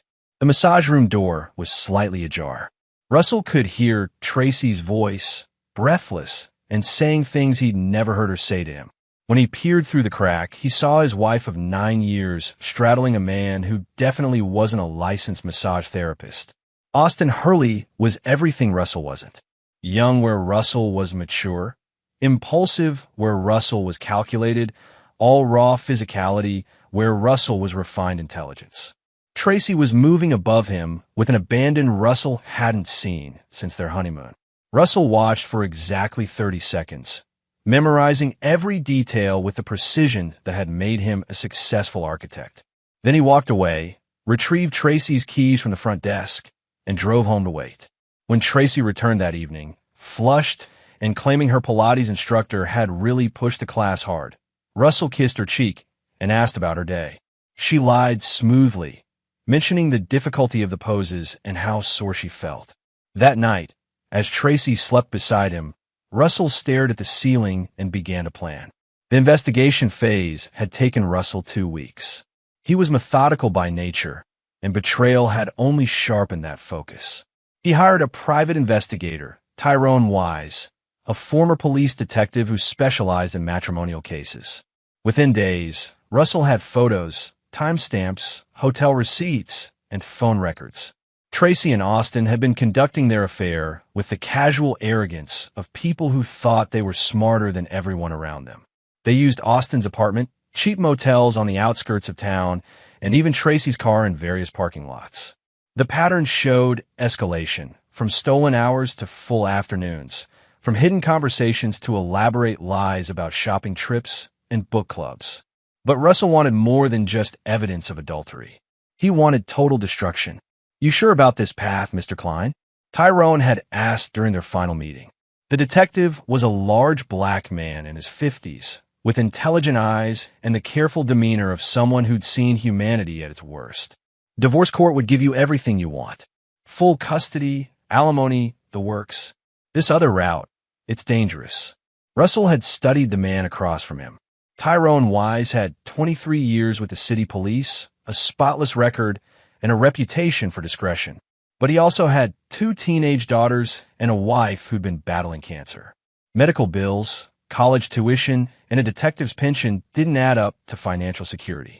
"Mr. Wise, how much would it be worth to you to ensure my daughter never has to question whether her mother loved her enough to stay?" The conversation that followed had established Russell's true nature. He wasn't interested in winning. He was interested in total annihilation. Tracy had broken something fundamental when she chose Austin Hurley over their family, and Russell intended to break something fundamental in return. The plan Russell constructed was architectural in its complexity. Every element supported the others. Every detail served multiple purposes, and the foundation was built on Tracy's own weaknesses. Phase 1 required patience. Russell began documenting Tracy's lies, recording their conversations, and building a timeline that would later support his narrative. He opened a secret bank account in Tracy's name, making deposits that matched her gym visits. He practiced her handwriting until he could forge her signature flawlessly. Phase 2 involved Austin Hurley directly. Russell learned everything about the young man, his background, his debts, his dreams, his fears. Austin was from a working-class family in Ohio, had dropped out of college to pursue a fitness career, and was deeply in debt from a failed supplement business. He was exactly the kind of desperate man who might believe he'd found his meal ticket in a lonely suburban housewife. Russell began showing up at the gym, not to confront anyone, but to establish himself as a presence. He took out a membership, started working with a different trainer, and made friends with the staff. He learned the schedules, the routines, the gossip. Austin's a good kid, the gym manager, Santos Keenan, had told Russell one evening. Little naive, maybe. Falls for the hard luck stories, you know? Always trying to help people out of tight spots. Perfect. Austin was a rescuer, a white knight looking for damsels in distress. Tracy must have played that role beautifully. The neglected wife, the misunderstood woman trapped in a loveless marriage with a cold, successful husband. Phase 3 was the masterpiece. Russell planted the seeds of the idea slowly, carefully. A comment here about feeling threatened by a client. A mention there about updating his will. He let Tracy overhear a phone call about increasing his life insurance policy. The joint bank account required more finesse. Russell needed Tracy to believe she was being clever, that she was preparing for their future together without Russell's knowledge. He arranged for Austin to discover investment opportunities that required initial capital, then sat back and watched Tracy drain her personal accounts to fund them. The forged letter was Russell's crowning achievement. Written in Tracy's handwriting, it detailed plans for Russell's accident, complete with Austin's promise to help her start fresh somewhere else with Emma. The plan was plausible enough to be believable, but sloppy enough to be discovered. All Russell needed was the perfect moment to spring the trap. The dinner at his in-laws' house provided that moment. Douglas Chandler's judicial background would lend credibility to the discovery, and Francine's emotional reaction would eliminate any doubt about Tracy's guilt. Emma's innocent witnessing of the evidence would seal the case. As Russell sat in his home office the night before the dinner, reviewing the final details of his plan, he felt no guilt. Tracy had made her choice when she decided to betray their family. Austin had made his choice when he decided to pursue a married woman with a child. Now, they would face the consequences of those choices. Russell Klein had spent his career building structures that would last. Tomorrow, he would demonstrate that he was equally skilled at tearing them down. Chapter 3. The Trap Springs. The holding cell at the city jail was nothing like the movies made it seem. Tracy Klein sat on a narrow bench, still wearing the navy dress she'd chosen for her parents' dinner, her hands shaking as she tried to process what had just happened. The charges were serious. Conspiracy to commit murder, conspiracy to commit kidnapping, and fraud. The prosecution was arguing that she and Austin had planned to kill Russell and flee the country with Emma and Russell's life insurance money. "This is insane," Tracy whispered to her court-appointed attorney, a tired-looking woman named Madeline Sanford who'd been assigned to the case at midnight. "I've never seen those documents before in my life." Madeline reviewed the evidence file with a weary expression of someone who'd heard similar claims hundreds of times. "Mrs. Klein, the handwriting analysis on this letter shows a 94% match to your known samples. The bank account has your signature on the opening documents. And these photographs." Tracy couldn't look at the photos again. Seeing herself with Austin, captured in moments she'd thought were private, made her feel physically sick. But those intimate images weren't what would destroy her. They were just the foundation for something much worse. "Someone's setting me up," Tracy insisted. Russell's done this somehow." "Your husband? The man who called the police? The man whose in-laws witnessed him discovering evidence of your alleged plot to murder him?" Madeline's skepticism was obvious. "Mrs. Klein, I need you to focus on reality here. We need to discuss plea options." Down the hall, Russell Klein was giving his statement to Detective Oscar Schultz, a 20-year veteran of the force who specialized in domestic crimes. Russell's performance was flawless. The shocked husband, the concerned father, the betrayed man struggling to understand how his wife could plan such violence. "I keep thinking about Emma," Russell said, his voice cracking slightly. "She's the one who found the envelope. What if Tracy had gone through with this? What if my daughter had lost both parents?" Detective Schultz nodded sympathetically. "Mr. Klein, I know this is difficult, but we need to go through the timeline again. When did you first suspect your wife might be having an affair?" Russell had rehearsed this conversation 100 times. "I didn't want to believe it. There were little signs, phone calls she wouldn't answer in front of me, unexplained absences, mood changes. But I thought maybe she was planning a surprise or going through something personal. I never imagined this.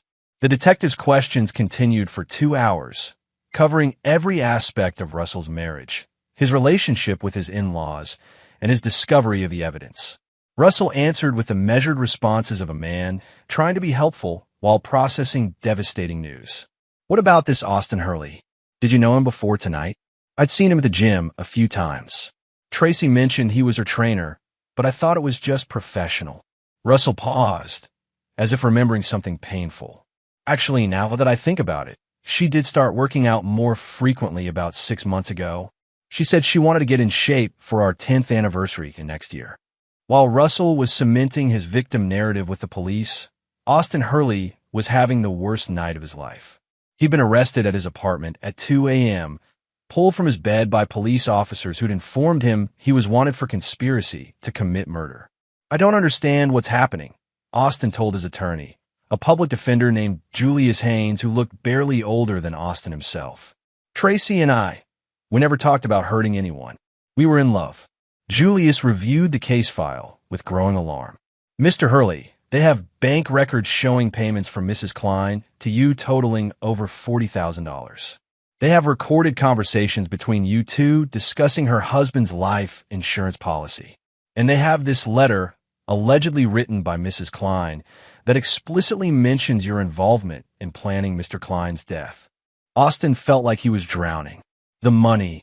Tracy said she wanted to invest in my business. She was helping me start a new gym. And we never. She complained about her husband sometimes, said he was cold and controlling, but we never planned to hurt anyone. What about the life insurance discussions? She mentioned that Russell had increased his policy recently. She thought it was strange, said he'd been acting paranoid about his safety. But we never. God, I would never hurt anyone. The evidence against both Tracy and Austin was overwhelming, but the case had one significant flaw that neither defendant nor their attorneys had yet recognized. Russell Klein was the only source for most of the crucial information. The letter had been discovered by Russell. The bank account information had been provided by Russell's financial advisor, who noticed suspicious activity on Tracy's accounts. The recordings of allegedly incriminating conversations had been made by Russell's security system. Detective Schultz was thorough, but he was also looking at what appeared to be a straightforward case of domestic betrayal turned deadly. A cheating wife, her lover, and a plot to murder the husband for insurance money. It was a story he'd seen variations of throughout his career. The evidence is solid, Schultz told his partner, Detective Crystal Fuller, as they reviewed the case the next morning. Klein's story checks out. The physical evidence supports everything he's told us, and both defendants have motive and opportunity. Fuller, a sharp-eyed woman in her early 40s, was more skeptical. Something feels too neat about this. The husband just happens to find all this evidence on the same night.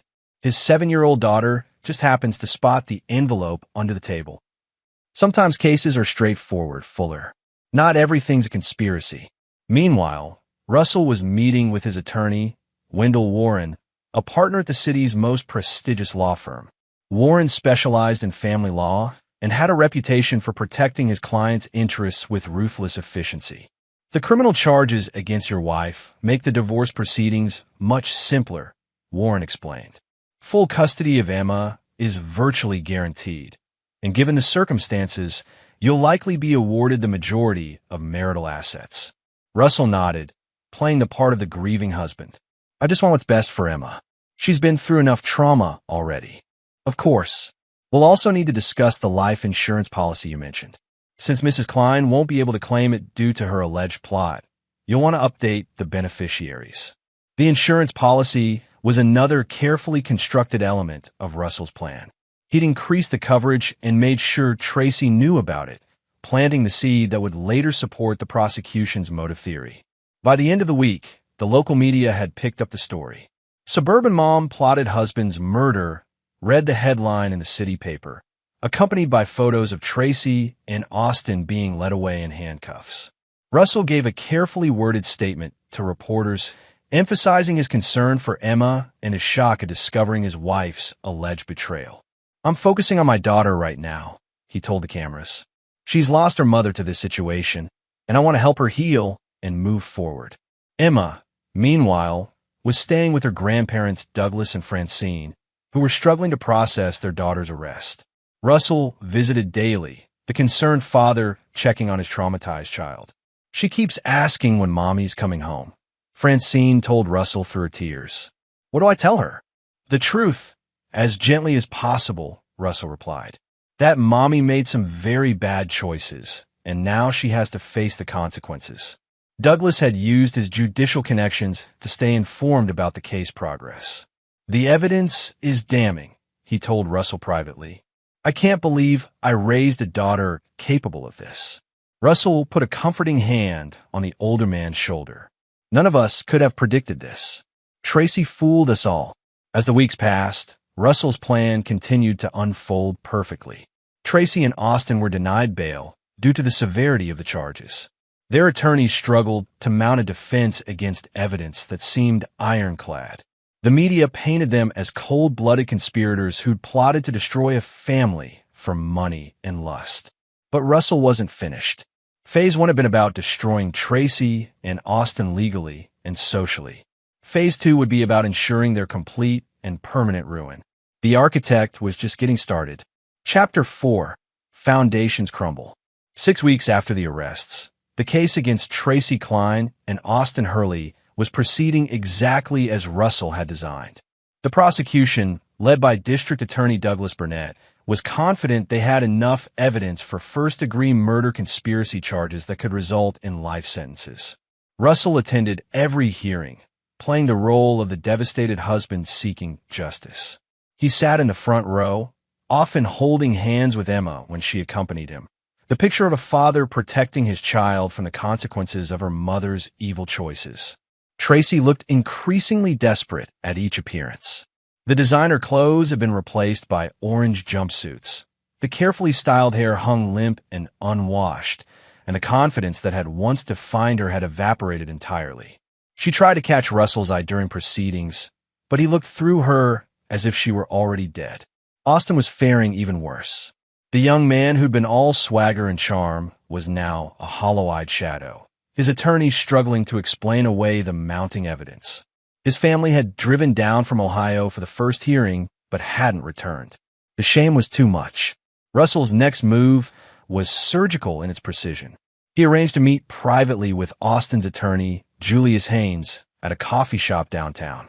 "I wanted to speak with you about your client," Russell said, sliding into the booth across from the young lawyer. "I think there might be a way to resolve this situation that serves everyone's interests." Julius looked suspicious. "Mr. Klein, I'm not sure it's appropriate for us to be having this conversation without my client present. I understand your concern, but I'm here as a father, not just a victim. Emma has been through hell, and I want to minimize her exposure to a lengthy trial." Russell leaned forward, his voice taking on the reasonable tone that had made him successful in business. "Your client was manipulated by my wife. I can see that now. Austin's young, naive, and he fell for an older woman's lies. Tracy convinced him I was abusive, didn't she? That she was trapped and needed rescuing." Julius shifted uncomfortably. Austin had indeed claimed that Tracy had painted her marriage as abusive, describing Russell as controlling and emotionally distant. "I'm willing to consider a plea arrangement," Russell continued. "Austin cooperates fully, testifies against Tracy about how she manipulated him into the relationship and planted the ideas about the insurance money. In exchange, I'll recommend that the prosecutor consider reduced charges." "And what exactly would you want my client to say?" Russell smiled coldly. "The truth. That Tracy was the mastermind, that she seduced him and gradually introduced the idea of getting rid of me. That he went along with it because he believed her lies about being abused." The meeting lasted an hour, and by the end, Julius was considering the proposal. Austin was facing life in prison, but if he testified against Tracy and accepted responsibility for being manipulated, he might see freedom again in 15 years. Russell's psychological warfare against Tracy was more subtle but equally devastating. He arranged for Emma to visit her mother in jail, but only under strict supervision and with carefully planned conversations. "Daddy says you made bad choices, Mommy," Emma said during one visit, her innocent words hitting Tracy like physical blows. He says that's why you can't come home. Tracy tried to explain, to find words that would help her 7-year-old daughter understand that Mommy wasn't the monster everyone said she was. But how do you explain adultery and frame jobs to a child who still believes in fairy tales? Sweetheart, Mommy loves you more than anything in the world, Tracy said through tears. Sometimes grown-ups make mistakes, but I would never hurt Daddy. Never. Emma looked confused. But Daddy showed me the letter you wrote. You said bad things about him. Tracy felt the walls closing in. Russell was using their daughter as a weapon, poisoning Emma's mind against her own mother with surgical precision. After each visit, Russell would debrief Emma carefully, framing the conversations in ways that supported his narrative. Mommy seemed upset that we found her letter, Russell would say. She probably wishes she hadn't written down her plans. Meanwhile, Russell was systematically destroying any potential support systems Tracy might have had. He reached out to her friends from the book club, the yoga class, and their neighborhood social circle. I wanted you to hear this from me rather than the news, he told Rhonda Berger, Tracy's closest friend. The police found evidence that Tracy and her friend were planning to kill me and take Emma. The reactions were predictably shocked. These were suburban women who lived comfortable lives insulated from serious crime. The idea that one of their own could be capable of murder conspiracy was incomprehensible. I can't believe it, Rhonda said. Tracy never seemed. I mean, she complained about your work schedule sometimes, but planning murder? Russell's voice carried just the right note of betrayed confusion. I keep trying to understand how I missed the signs. How long was she planning this? How could I have been so blind? One by one, Tracy's friends abandoned her. The woman they'd known for years, the devoted mother, the volunteer at Emma's school, the neighbor who brought casseroles when someone was sick, was replaced in their minds by the monster depicted in the news. The isolation was complete when Russell met with Tracy's sister, Bonita Patrick, who lived 3 states away and had limited contact with the family. Bonita, I need you to know that I'm not trying to turn the family against Tracy, Russell said during their phone call. But Emma needs stability right now, and I can't have her exposed to people who might undermine her recovery from this trauma. The subtext was clear. Support Tracy and lose access to Emma. Douglas and Francine Chandler were Russell's greatest allies in this campaign. The former judge's reputation and connections gave credibility to Russell's version of events, while Francine's maternal instincts focused entirely on protecting Emma from further harm. That girl is innocent in all this, Francine told her bridge club, her voice breaking. Russell is doing everything he can to shield her from the truth about her mother. The custody battle was swift and decisive. With Tracy facing murder conspiracy charges and being held without bail, Russell was awarded full custody with Douglas and Francine as approved caregivers when Russell traveled for work. But Russell wasn't content with legal victory. He wanted psychological destruction. He began visiting Austin in jail, using his status as the victim to gain access for what the guards believed were confrontation sessions meant to provide closure. She's blaming everything on you, Russell told Austin during their first meeting. Tracy's attorney is building a defense that portrays you as the predator who seduced her and planted the murder ideas. Austin looked haggard, his muscular frame diminished by jail food and stress. That's not true. Tracy, she said you were hurting her. She said she was afraid of you. Russell's expression remained calm, sympathetic even. Austin, I never laid a hand on my wife. We had problems, like any marriage, but violence was never part of our relationship. Tracy lied to you about that, just like she lied about everything else. I don't understand. Why would she? Because she's a narcissist who wanted everything. The security of marriage, the excitement of an affair, and eventually the freedom of widowhood with a nice insurance payout. You were just a tool to her. Russell leaned forward, his voice taking on a fatherly tone. Son, you're 28 years old. You have your whole life ahead of you. Don't throw it away protecting a woman who was using you from day one. The seeds of doubt Russell planted grew over the following weeks. Austin began to question every conversation he'd had with Tracy, every promise she'd made, every moment of their relationship. Had she really loved him, or had he been nothing more than a pawn in a larger game? When Julius Haynes presented the plea agreement that would require Austin to testify against Tracy, Austin was psychologically prepared to accept it. Russell's manipulation of the justice system was masterful. He'd created a situation where the evidence against Tracy was overwhelming, her support system was destroyed, and her co-defendant was being turned against her. The legal proceedings were just a formality at this point. But the architect of this destruction wasn't finished building. Phase 3 would ensure that even if Tracy somehow survived the criminal charges, she would have nothing left to return to. Russell Klein had learned that revenge, like architecture, required a solid foundation. He'd spent months laying that foundation, and now it was time to build the structure that would house Tracy's complete destruction. Chapter 5. The Art of Destruction. 3 months into the legal proceedings, Russell Klein had become something of a celebrity in their suburban community. The sympathetic widower, though technically still married to an incarcerated woman, who was bravely raising his daughter while seeking justice for his family's destruction. The local news had done a feature story on Russell titled A Father's Strength, showing him volunteering at Emma's school and speaking at a domestic violence awareness event. The irony wasn't lost on Russell, though no one else was in on the joke. Emma was thriving under her father's careful attention. Russell had enrolled her in therapy to help her process the trauma of her mother's betrayal. But he'd selected Dr. Cecilia Larkin, a child psychologist whose methods aligned perfectly with Russell's goals. Emma is remarkably resilient, Dr. Larkin told Russell after their latest session. She's processing the concept that her mother isn't the person she thought she was. It's actually quite healthy for a child her age to understand that adults can make terrible choices. Russell nodded gravely. I just want her to understand that what Tracy did wasn't Emma's fault. Children sometimes blame themselves when parents behave badly.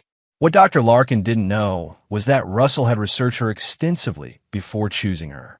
Cecilia Larkin had strong opinions about parental fitness and believed that children were better served by being honest about a parent's failings rather than maintaining comfortable lies. Under Dr. Larkin's guidance, Emma was learning to articulate her feelings about her mother's bad choices. The 7-year-old was developing a vocabulary around betrayal, consequences, and the importance of honesty that would serve Russell's purposes perfectly when the custody evaluations were completed. Meanwhile, Russell's campaign against Austin Hurley had reached its critical phase. He convinced the young man to accept a plea deal that would reduce his sentence from life to 15 years in exchange for testifying against Tracy. But Russell wasn't satisfied with Austin's cooperation. He wanted the man's complete psychological breakdown. Russell's jail visits had become weekly events, each one designed to chip away at Austin's remaining sanity and self-respect. Tracy's been telling people you forced yourself on her, Russell informed Austin during one visit. She's claiming the affair wasn't consensual, that you threatened her if she didn't comply. Austin's face went white. That's not true. We were in love. She said she was going to leave you for me. Did she? Or did she say whatever she needed to say to keep you available for sex? Russell's voice was clinical, detached. Austin, I've been married to Tracy for 9 years. I know how she operates. She tells people what they want to hear, and she's very convincing about it. Russell pulled out his phone and showed Austin a photo, one of Tracy laughing with Russell at a charity event, taken just days before one of her supposed miserable marriage conversations with Austin. This was taken the night before she told you I'd been cruel to her about some work event. Does she look like an abused woman to you? Austin stared at the photo, his worldview crumbling. The woman laughing in Russell's arms looked nothing like the trapped, desperate wife he thought he'd been rescuing. She's been manipulating both of us, Russell continued. The difference is, I figured it out before she could destroy me completely. The psychological pressure Russell applied was relentless and sophisticated. He understood that Austin's sense of identity was built around being a protector, a rescuer of women in distress. By systematically destroying that self-image, Russell was removing the foundation of Austin's will to fight. Your family back in Ohio, Russell said during another visit. They've been getting some interesting mail lately. Austin looked up sharply. What kind of mail? Court documents, news clippings, photos. I thought they should understand exactly what kind of man their son has become. The cruelty was precise. Russell had indeed been sending Austin's family carefully curated information about the case, ensuring they received the most damaging interpretations of their son's actions.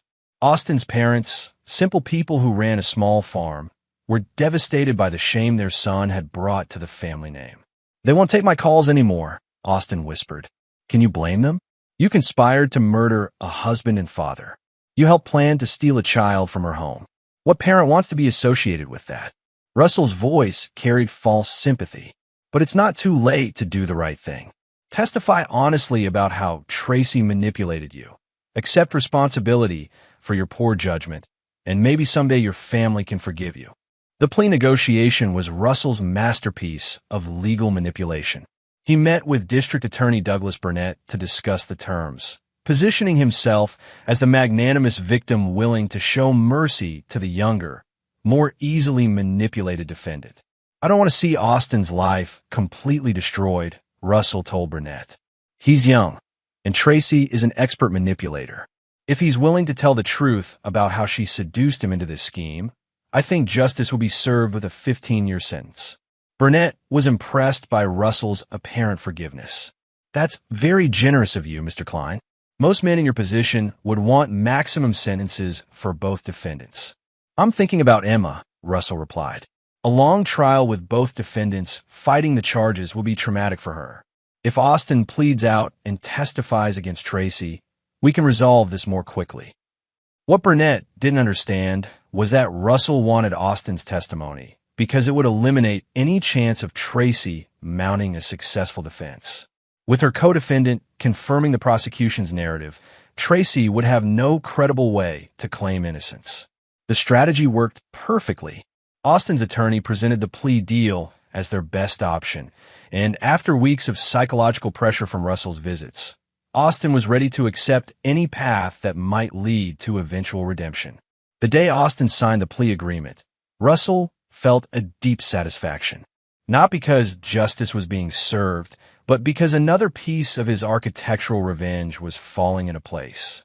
Tracy's isolation was now complete. Her co-defendant had turned against her, her family had abandoned her, her friends had rejected her, and her daughter was being systematically reprogrammed to see her as a monster. But Russell's most devastating move was yet to come. He arranged a meeting with Tracy's defense attorney, Madeline Sanford, ostensibly to discuss a possible plea arrangement for Tracy as well. "My client maintains her innocence," Madeline told Russell in the courthouse conference room. "She claims she's never seen these documents before, that the handwriting analysis is wrong, that someone is framing her." Russell nodded sympathetically.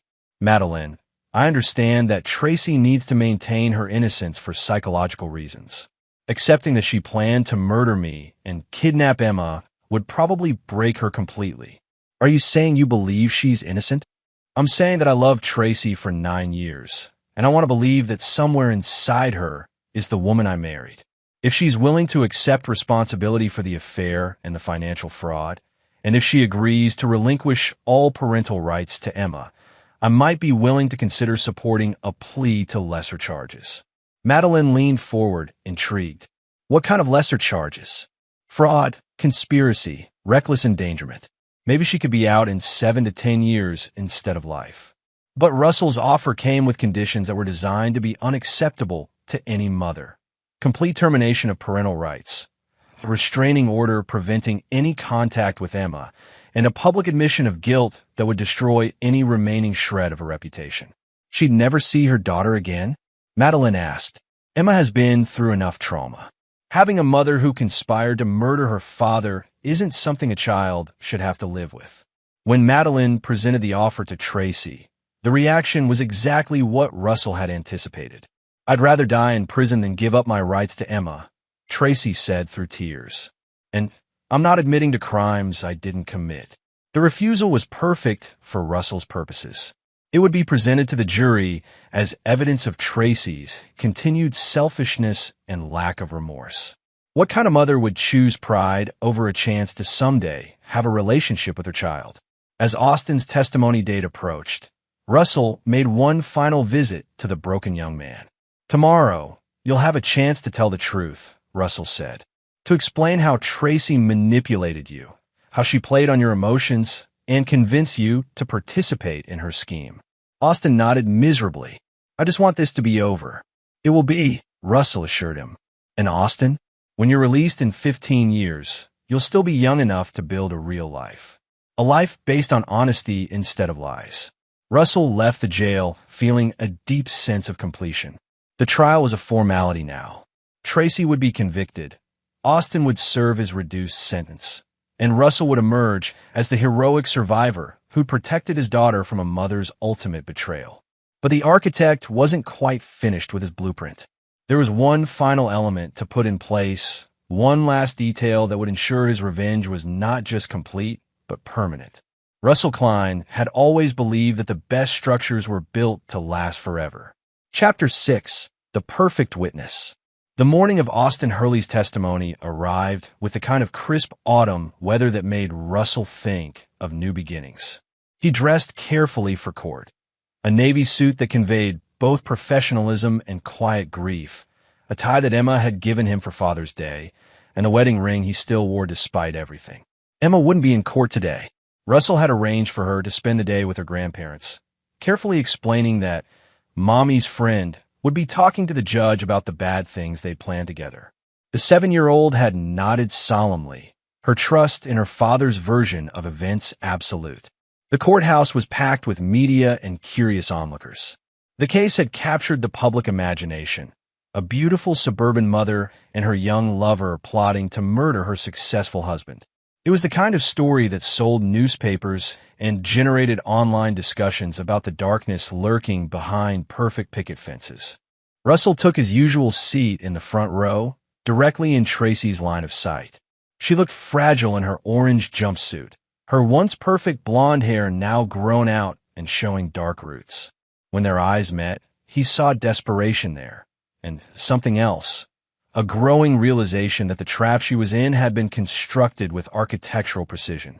Austin took the stand, looking like a different person from the confident personal trainer Russell had first observed at the gym. Prison had hollowed out his cheeks and dulled his eyes, but it was the psychological pressure that had truly broken him. District Attorney Douglas Burnett led Austin through his testimony with careful precision, each question designed to build the narrative of manipulation and murder conspiracy. Mr. Hurley, how did your relationship with Mrs. Klein begin? Austin's voice was barely above a whisper. She started coming to my classes at the gym. She seemed sad, lonely. She said her husband was cold, that he didn't appreciate her. Did she tell you she was unhappy in her marriage? Yes. She said Russell was controlling, that he monitored her spending and questioned where she went. She made it sound like she was trapped. Russell maintained his composure, but inside he felt the satisfaction of watching his carefully constructed narrative unfold. Every detail Austin recounted had been fed to Tracy by Russell himself through his own behavior and calculated comments. When did the relationship become physical? After about 6 weeks. She said she needed to feel wanted, appreciated. She said Russell made her feel like she was just there to take care of Emma and look good at his business events. The testimony continued for 3 hours, with Austin describing their affair in clinical detail. But the most damaging testimony came when Burnett moved to the alleged murder plot. Mr. Hurley, did Mrs. Klein ever discuss her husband's life insurance policy? Yes. She said he'd recently increased it to $2 million. She thought it was strange because he'd never shown much interest in life insurance before. Russell had indeed increased his policy, but only after planning the idea with Tracy that he was worried about business rivals who might want to harm him. She'd encouraged him to protect his family, never realizing she was being maneuvered into a position where her knowledge of the policy would later seem suspicious. Did Mrs. Klein suggest that you and she could be together permanently if her husband was no longer alive? Austin nodded miserably. She said Russell would never agree to a divorce because he was too proud. She said he'd rather destroy her than let her be happy with someone else. Did she propose a specific plan for her husband's death? This was the crucial moment, and Russell leaned forward slightly to hear Austin's response. She said it had to look like an accident. She talked about his morning runs, how he always took the same route through the park. She said if something happened to him there, like a mugging gone wrong, no one would suspect anything. The courtroom was silent as Austin described plans that existed only in Russell's imagination, but had been carefully fed to Tracy through staged conversations and planted suggestions. Russell had indeed started running in the park, and he made sure Tracy knew his route and schedule. "Mr. Hurley, did you agree to participate in this plan?" "Ah, yes. I thought I was helping her escape from an abusive situation. She made me believe that Russell was dangerous, that he might hurt her or Emma if he found out about us." The defense attorney, Madeline Sanford, had a nearly impossible task in cross-examination. Austin's testimony was internally consistent and supported by the physical evidence. Her only strategy was to suggest that he was lying to reduce his sentence, but Austin's obvious emotional distress made him appear credible. "Mr. Hurley, isn't it true that you're only testifying against Mrs. Klein because the prosecution promised you a reduced sentence?" "I'm testifying because I want to tell the truth about what happened. Tracy manipulated me, but I was stupid enough to go along with it. I deserve to be punished for that." "You claim Mrs. Klein was the mastermind of this alleged plot, but isn't it possible that you were the one who suggested killing her husband?" Austin looked directly at Tracy for the first time during his testimony. "I loved her. I thought she loved me. I would have done anything she asked, including things I knew were wrong. That's on me, but the ideas came from her." When Austin's testimony concluded, Russell watched Tracy's reaction carefully. She was shaking her head slightly, mouthing the word no over and over. The woman who'd once seemed so confident in her ability to manipulate situations was finally understanding how completely she'd been outmaneuvered. During the lunch break, Russell encountered Madeline Sanford in the courthouse hallway. "Mr. Klein, I need to ask you directly. Are you certain my client is guilty of these charges?" Russell's expression was perfectly calibrated. "Madeline, I know this is difficult for you. Tracy can be very convincing when she wants something, but the evidence speaks for itself. The evidence that you discovered, the handwriting that matches hers, the bank account that has her signature, the conversations that happen to be recorded by your security system." Russell nodded sadly. "I wish none of this were true. I wish I could believe that someone else was responsible. But Tracy made choices that put our entire family at risk." What Madeline couldn't know was that every piece of evidence she'd mentioned had been meticulously crafted by Russell over months of patient work. The handwriting had been practiced until it was indistinguishable from Tracy's. The bank signatures had been forged using techniques Russell had learned from a former client who was a document examiner. The recordings had been edited and manipulated to support the narrative Russell wanted to tell. The afternoon session focused on the physical evidence, the letter, the bank records, the photographs. Each piece was presented as if it were an independent corroboration of Austin's testimony, when in reality all of it had been manufactured by the same architect. When court adjourned for the day, Russell approached the prosecutor. "How do you think it went?" he asked Burnett. "Very well.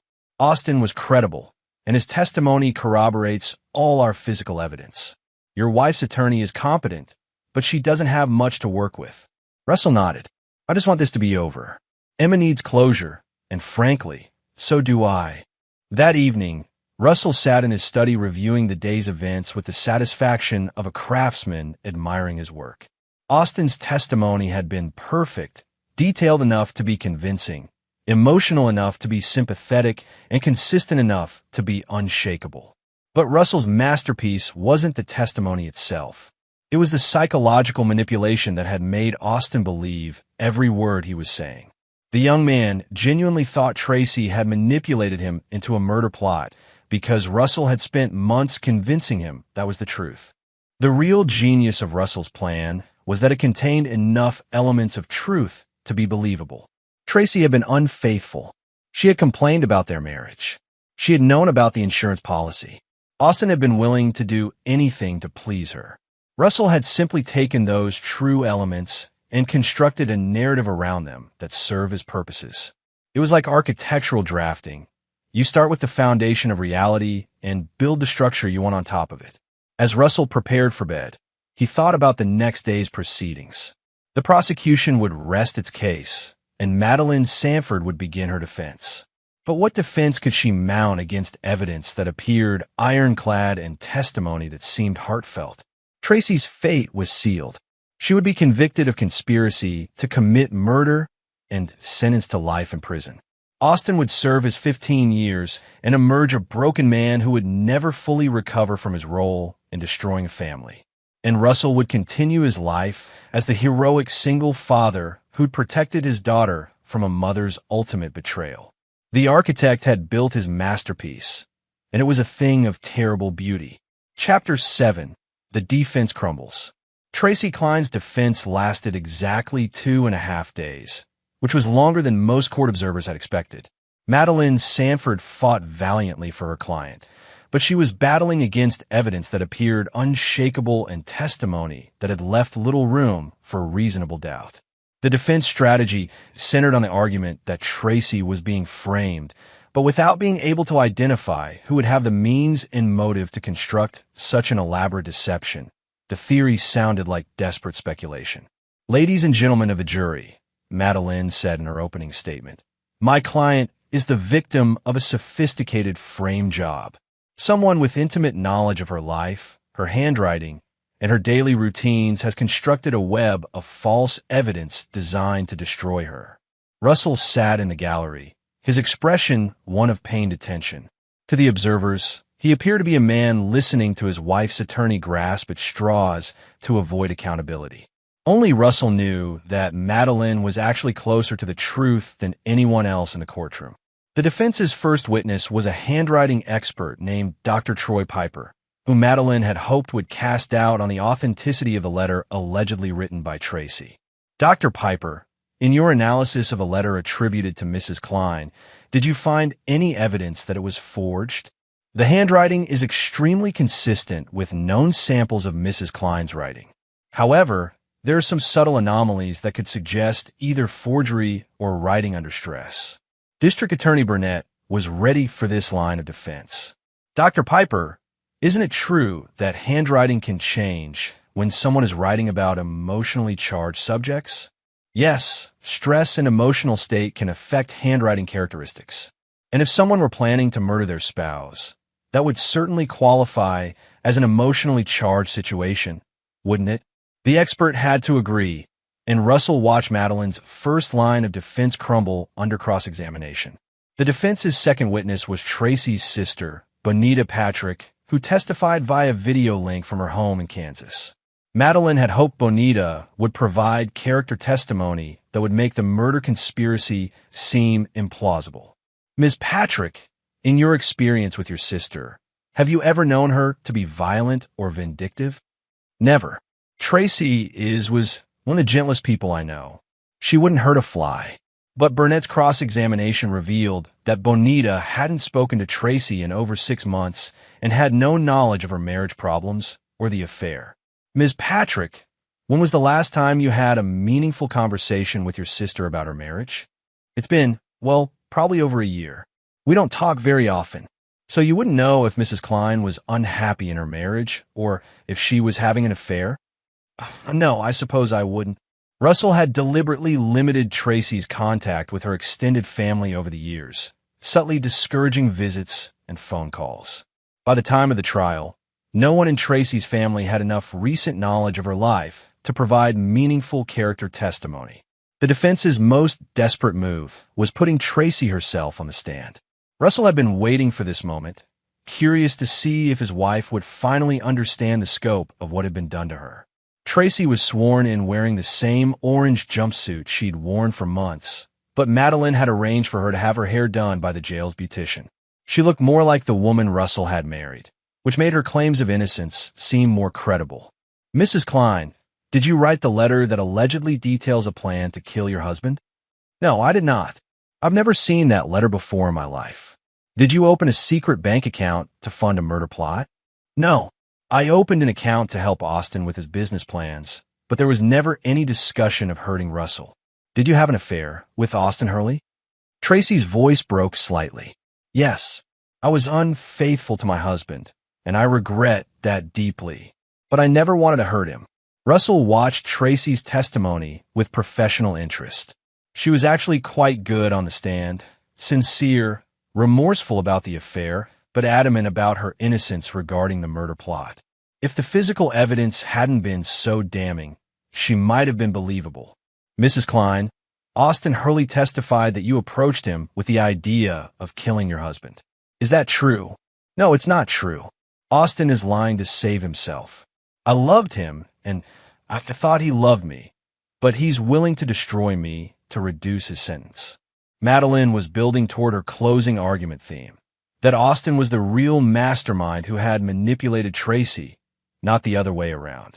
It was a reasonable strategy given the circumstances, but it required the jury to believe that Austin's emotional breakdown on the stand had been an act.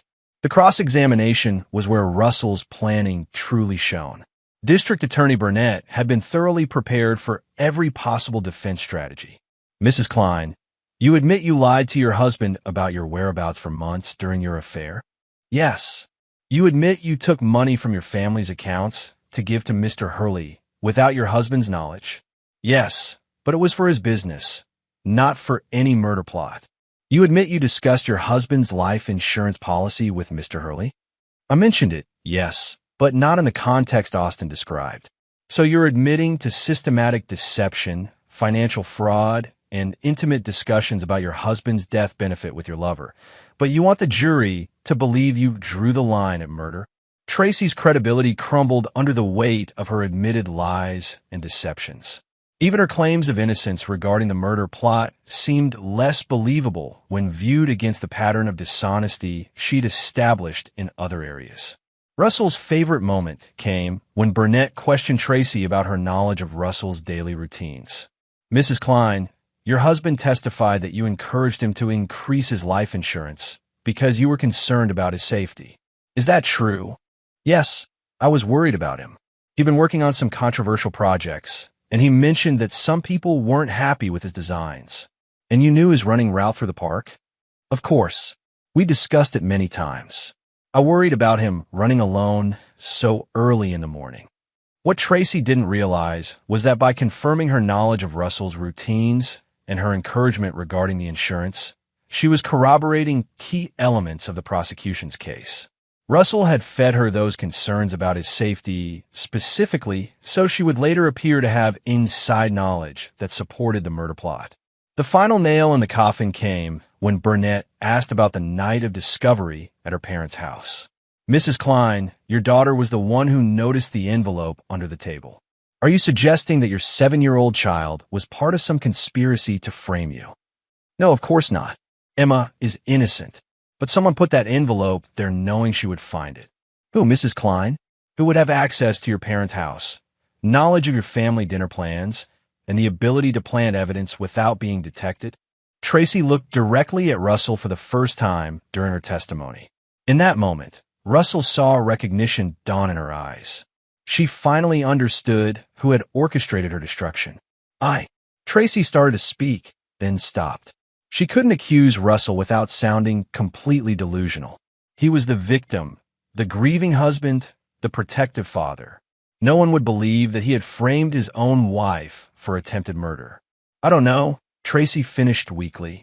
Russell smiled slightly, a gesture so brief that only Tracy caught it. But it was enough to confirm what she just realized.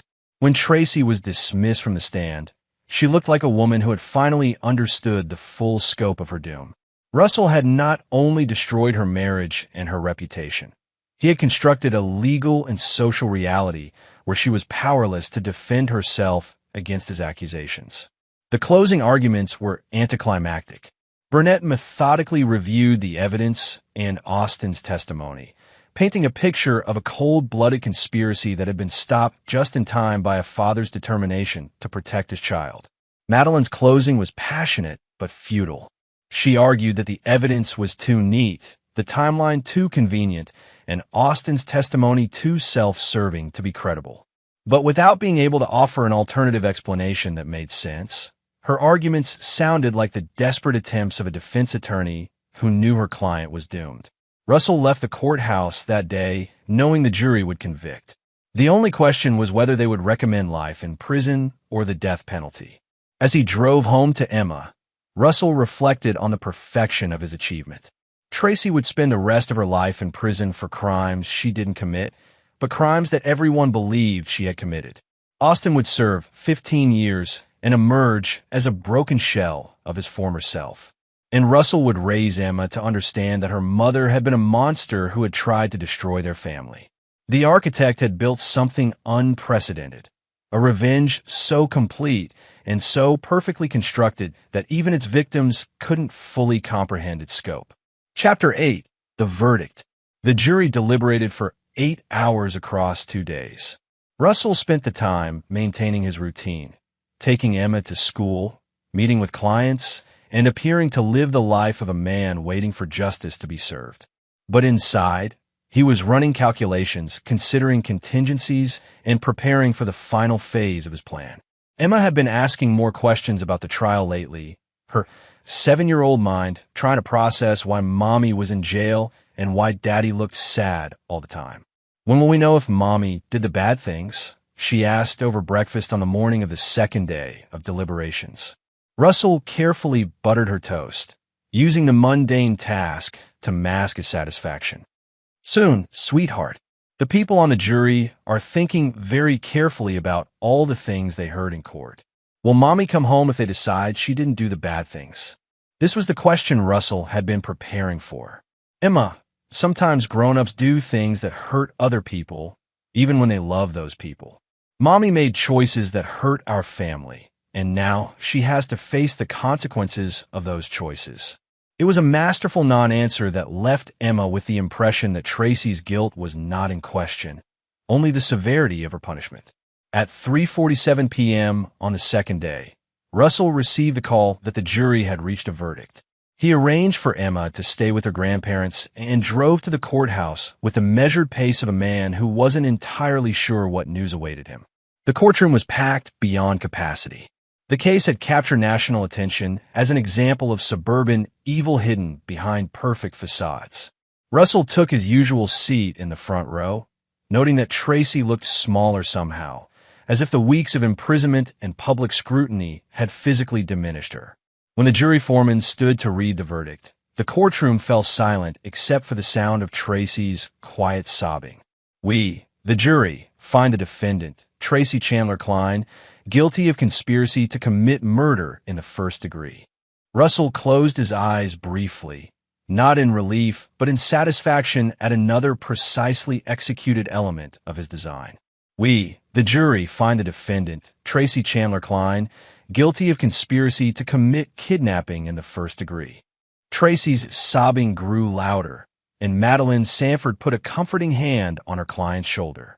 We, the jury, find the defendant, Tracy Chandler Klein, guilty of fraud in the first degree.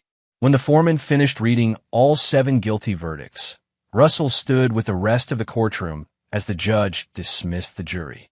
He made eye contact with several jurors, nodding his appreciation for their service with the dignity expected from a victim who had finally received justice. Outside the courthouse, Russell gave a brief statement to the assembled media.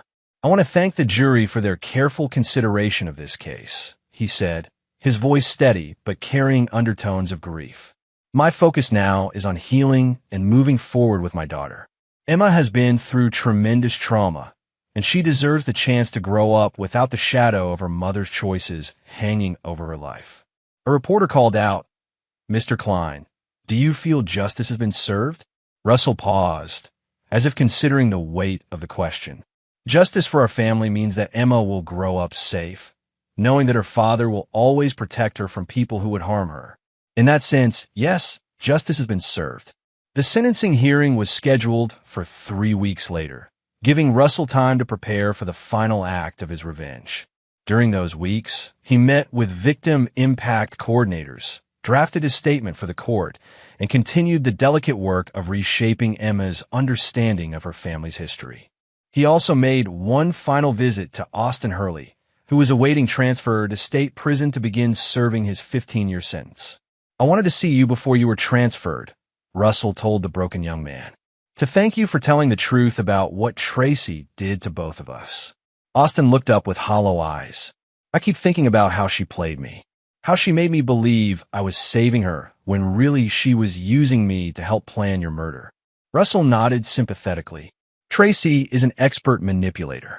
If it makes you feel any better, she fooled me for 9 years before I started to see who she really was. Do you think she ever loved me at all? The question was pathetic in its neediness, and Russell almost felt sorry for the man he'd systematically destroyed. Almost. I think Tracy loves only herself, Russell said. Everyone else is just a tool to get what she wants. When Russell left the jail that day, he knew Austin would spend the next 15 years replaying their conversations, becoming more convinced with each passing year that he had been the victim of a master manipulator rather than the unknowing pawn in someone else's game of revenge. The sentencing hearing drew an even larger crowd than the verdict. Russell had prepared a victim impact statement that he'd practiced until every pause and inflection conveyed the perfect balance of pain and strength. Your Honor, Russell began, his voice carrying to every corner of the packed courtroom. Tracy Klein was my wife for 9 years and the mother of my daughter. For most of that time, I believed I knew who she was. I thought I was married to a loving woman who shared my values and my commitment to our family. Russell paused, looking directly at Tracy for the first time since the trial began. The woman sitting before you is a stranger to me. The Tracy I thought I married would never have betrayed our family. She would never have conspired to murder the father of her child.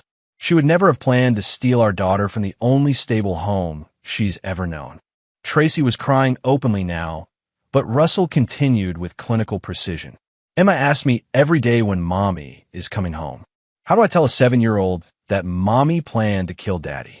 How do I explain that the person she trusted most in the world was willing to destroy her family for selfish desires? Russell's voice broke slightly, a calculated display of emotion that had taken weeks to perfect.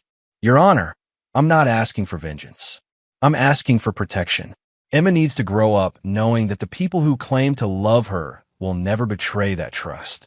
She needs to understand that actions have consequences, and that even people we love must be held accountable when they choose evil over good. When Russell finished his statement, there wasn't a dry eye in the courtroom. He had painted himself as the noble victim, Tracy as the manipulative predator, and Emma as the innocent child who needed protection from her own mother. Judge Wendell Warren, no relation to Russell's attorney, had presided over hundreds of sentencing hearings, but this case had clearly affected him personally. Mrs. Klein, the judge said, his voice heavy with disgust, you have committed crimes that strike at the very foundation of family and society. You betrayed your husband's trust, endangered your child's welfare, and conspired to commit the ultimate crime against the man who provided for and protected you. Tracy tried to speak, to offer some final plea for mercy or understanding, but the judge cut her off. You had every opportunity to choose a different path. You could have sought marriage counseling, filed for divorce, or simply ended your affair and recommitted to your family. Instead, you chose murder and kidnapping as solutions to your marital problems. Russell watched Tracy's face as the judge pronounced sentence.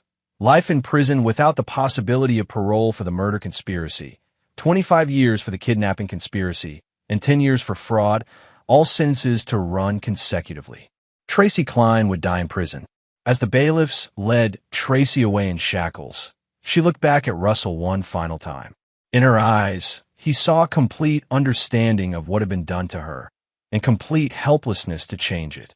Russell left the courthouse that day as a widower, though technically still married to a woman who would spend the rest of her life in a maximum security prison. Emma would grow up believing her mother was a monster who had tried to destroy their family.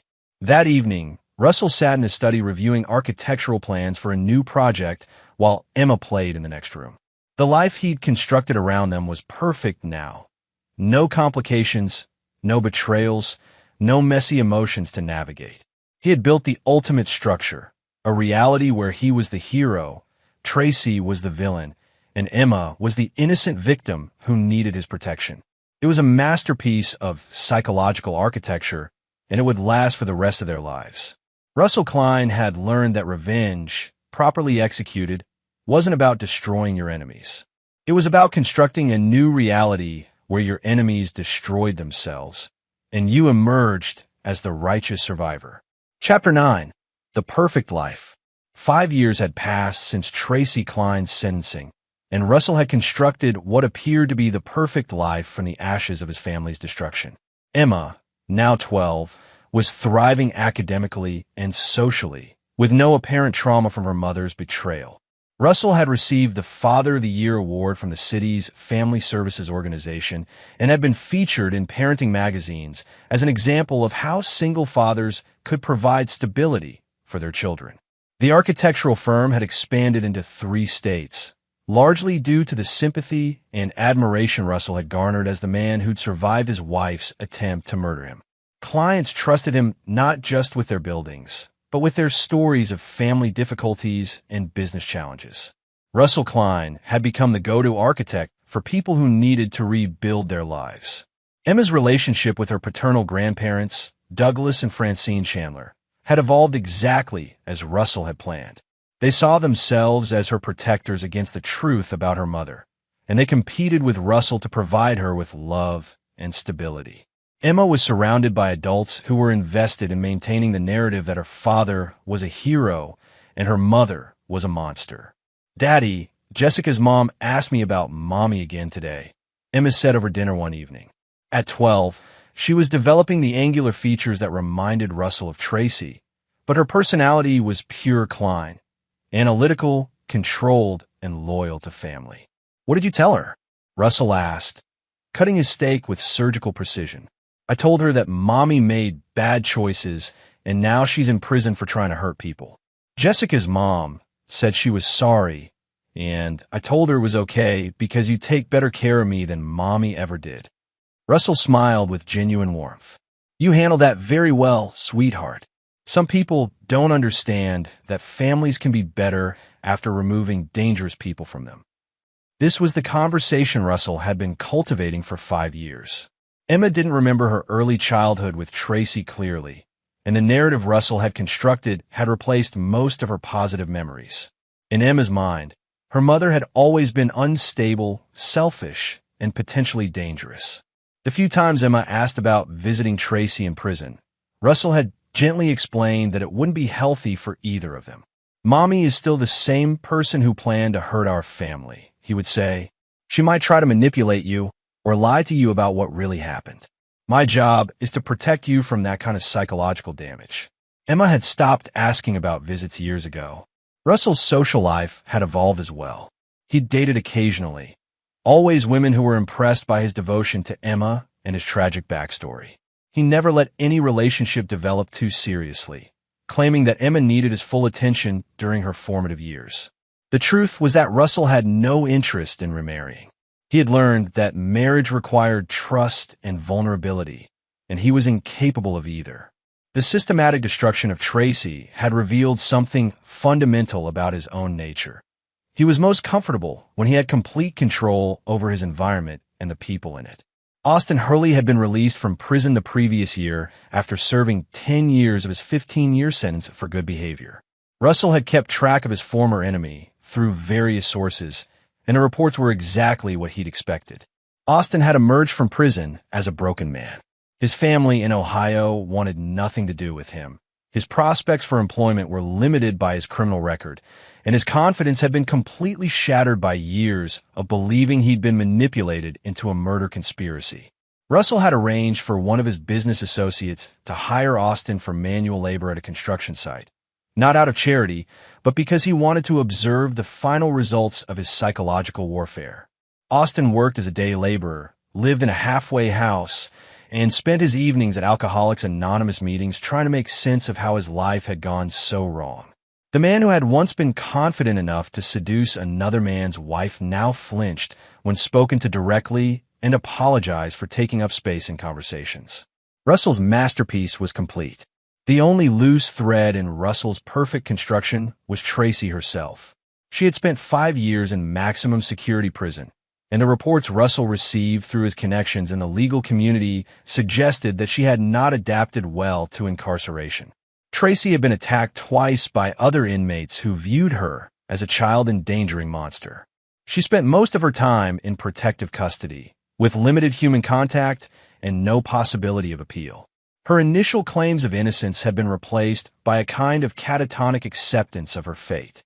The prison psychologist's reports, which Russell obtained through carefully cultivated relationships, indicated that Tracy showed signs of severe depression and had made multiple suicide attempts. She rarely spoke to anyone and spent her days staring at the walls of her cell. Russell felt no sympathy for her suffering. Tracy had chosen to betray their family, and this was simply the natural consequence of that choice. On the 5th anniversary of Tracy's sentencing, Russell took Emma to dinner at the same restaurant where he'd proposed to Tracy 15 years earlier. It was a deliberate choice, a way of reclaiming a space that had once held significance in his relationship with a woman who was now dying slowly in a prison cell. "Daddy, do you ever miss being married?" Emma asked as they waited for dessert. Russell considered the question carefully. "I miss the idea of being married to someone trustworthy. But I learned that some people are better at pretending to be good than actually being good. Do you think you'll ever get married again?" "Maybe someday, when you're older and don't need as much of my attention. But I'd be very careful to choose someone who shared our values and who would never try to hurt our family." Emma nodded seriously. "I think you should only marry someone who loves me too, not just someone who pretends to love me to get to you."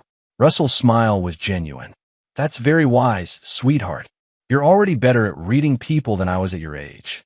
This was the ultimate victory, not just Tracy's destruction, but Emma's transformation into someone who would never make Tracy's mistakes.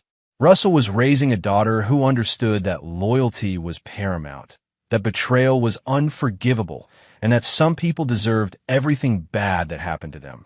Later that evening, Russell sat in his study reviewing blueprints for a new residential development. The project was massive, 200 homes for families looking to build perfect lives in a controlled environment. Russell would design their houses, their community spaces, and their security systems. He understood now that his true calling wasn't just architecture, it was social engineering on a grand scale. He was in the business of creating perfect structures for perfect lives, and he had the skills to eliminate anything that threatened that perfection. As he worked, Russell thought about Tracy, sitting in her cell 500 miles away, probably staring at the ceiling and wondering how her life had gone so catastrophically wrong. She would never understand that her destruction hadn't been the result of bad luck or poor choices. It had been the inevitable consequence of betraying Russell Klein. Emma was upstairs doing homework, secure in the knowledge that her father would always protect her from people like her mother. She would grow up strong, successful, and completely loyal to the man who had saved her from the woman who had given birth to her. Russell Klein had built the perfect life from the ruins of an imperfect marriage. He had eliminated betrayal, created absolute loyalty, and constructed a reality where he was the unquestioned hero of his own story. It was his greatest architectural achievement, and it would last forever. The phone rang, interrupting his work. It was Douglas Chandler, calling to check on Emma and to share news from his legal connections. "Russell, my boy, I thought you should know. I heard from a friend who works in the prison system. Tracy has been moved to the psychiatric wing. Apparently, she's been having some kind of breakdown." Russell's pen paused over his blueprints. "Is she dangerous?" No, nothing like that. She's been claiming that she's innocent, that someone framed her. Complete delusion, of course. The psychiatrists think she's having trouble accepting responsibility for what she did." Russell smiled. Even in her madness, Tracy was still trying to tell the truth. But truth was just another construction material, and Russell had built something more powerful than truth. He had built consensus reality. That's sad, but not surprising, Russell told his former father-in-law. Some people would rather go insane than accept the consequences of their actions. Exactly. Well, I just wanted you to know in case it ever comes up with Emma. Though I don't see why it would. Thank you for keeping me informed, Douglas.